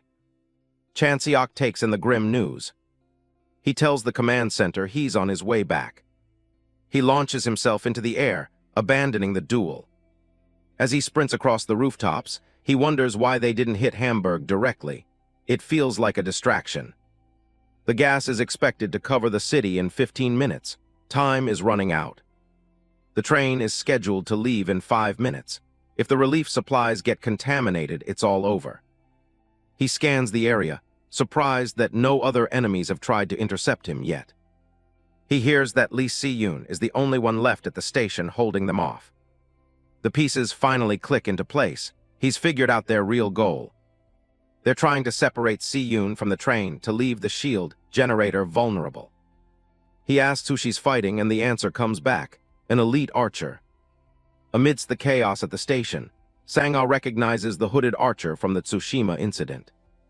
Chan-seok's gaze is sharp as he realizes the enemy is using the massive gas attack as tactical cover. The archer fires a massive energy shot that completely levels a section of the terminal. Si-yoon is visibly bloodied, but doesn't let her focus slip for a second. She swings her greatsword, unleashing a massive shockwave of ice and debris to clear her path. The archer leaps through the air with supernatural speed, drawing another glowing arrow. A blinding flash of light erupts as their powers clash, sending shockwaves across the platform. Si-yoon looks surprised as her defenses are nearly breached by the sheer power of the shot. Dozens of light arrows rain down from above, pinning her in place. The floor around her is shredded by the relentless barrage. She braces herself, her body glowing with a cold, frigid aura to tank the next hit. A technician screams that the relief supplies are finally finished loading. He urges the last of the hunters to board before they're left behind in the gas.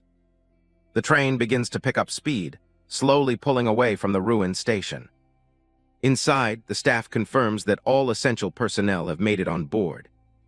The wheels screech as the locomotive pushes for maximum velocity to outrun the gas. The hunters inside are visibly shaken by how close they came to a total disaster. They watch the explosions lighting up the sky through the windows as they leave Hamburg. One of them asks who that archer could possibly be. They saw Si-yoon getting pushed to her absolute limit back there. The realization that their strongest fighter is pinned down makes the atmosphere inside tense. A sudden metallic thud from the ceiling cuts through the silence of the car. Something or someone just landed on top of the train. Chan-seok drops through the ceiling hatch, looking surprisingly calm. He's greeted with a mix of shock and relief from the hunters. But he tells them to drop the celebration. Si-yoon has been lured into a trap. The train barrels onto a high-speed rail bridge as it leaves the city behind. Chan-seok grabs his radio, ordering every hunter to immediately guard the shield generator. Back at the station, the smoke clears as Si-yoon maintains her stance. She admits to herself that her opponent is on a completely different level. She wonders if this guy is the leader of the descendants of Dangun.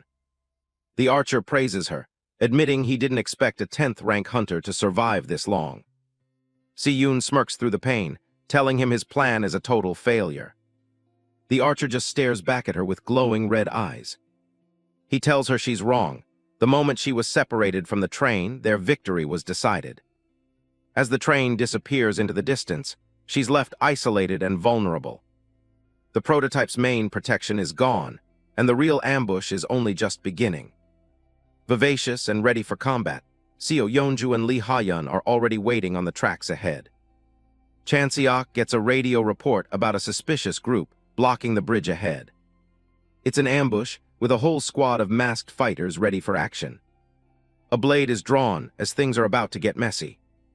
High above on the train roof, Chan-seok orders all hunters to prepare for battle immediately.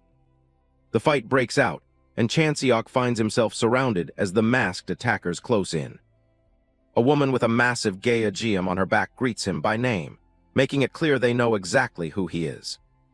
Chan-seok isn't impressed, simply asking her how she knows him.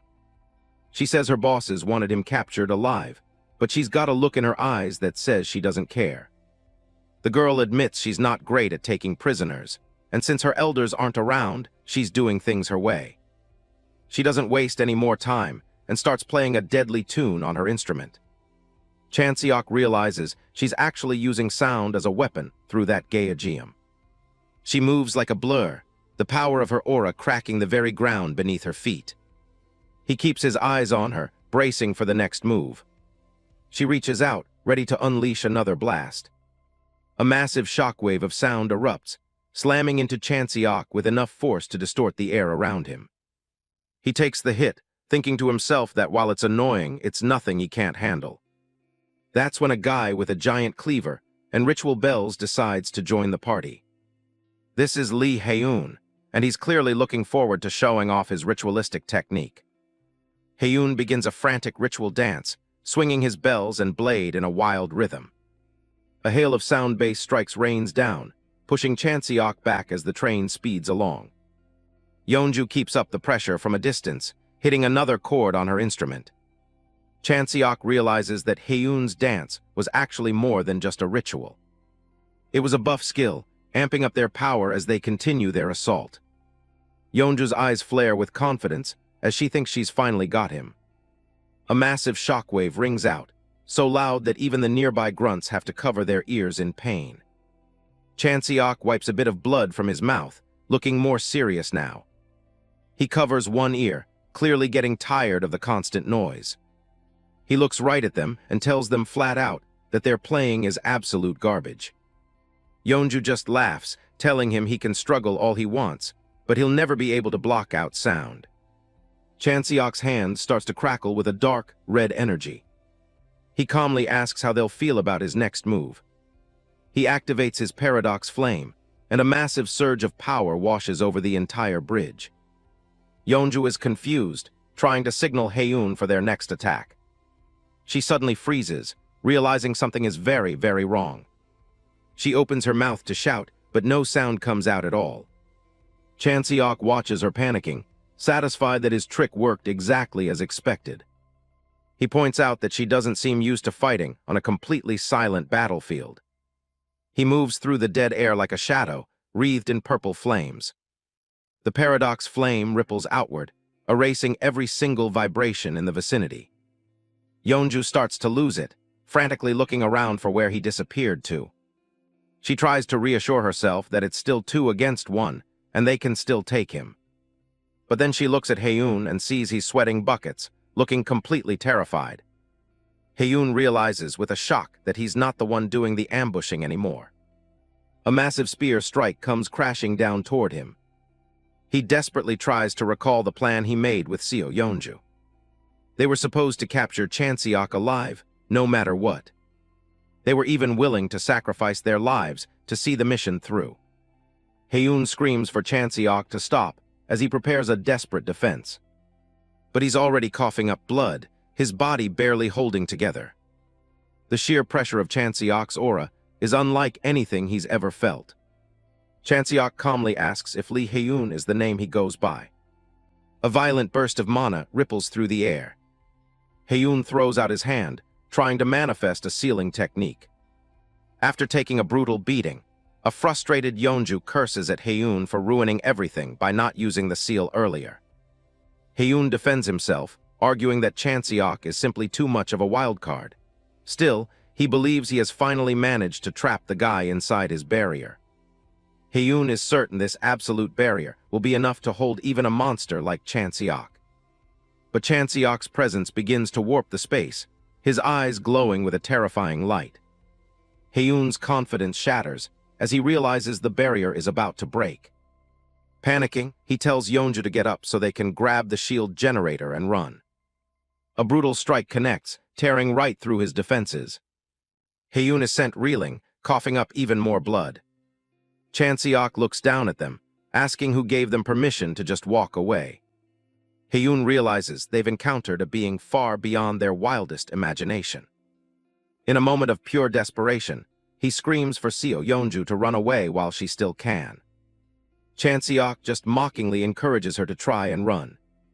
And he's not planning on letting Haeun off the hook either. He demands they leave the shield generator behind before they even think about retreating. His cold, dead eyes make it clear that no one is going anywhere. Meanwhile, back at Hamburg Central Station, the city is a disaster zone. Lee Si-yoon is bloodied and gasping for air after a brutal fight. Her opponent, the hooded archer, slowly lowers his weapon. He abruptly decides to end the confrontation right then and there. He starts rambling about Korean superiority and how proud he is of Si-yoon. She's not buying it, asking if he actually believes in that Hwanguk nonsense. The Hwanguk theory is a bizarre claim about a primordial Korean empire that supposedly ruled Eurasia. It's full of wild ideas about ancient submarines and phones from 60,000 years ago. It's the exact kind of propaganda the descendants of Dangun used to rally their followers. The archer admits he doesn't believe a single word of it. Si-yoon is completely thrown off by his honesty. He explains that the truth of the story doesn't actually matter to him. What matters is that his followers believe it, giving them a cause to fight for. To him, faith is a tool that doesn't require any actual proof to be effective. He tells her she should just believe as well, right before he vanishes. Si-yoon can only watch him go, shaken by the absolute madness of the people they're up against. Lee Si-yoon lowers her head, gripping her weapon tightly as the silence of the battlefield settles around her. She stands alone amidst the shattered remains of the station, exhaling a long, weary breath into the cold air.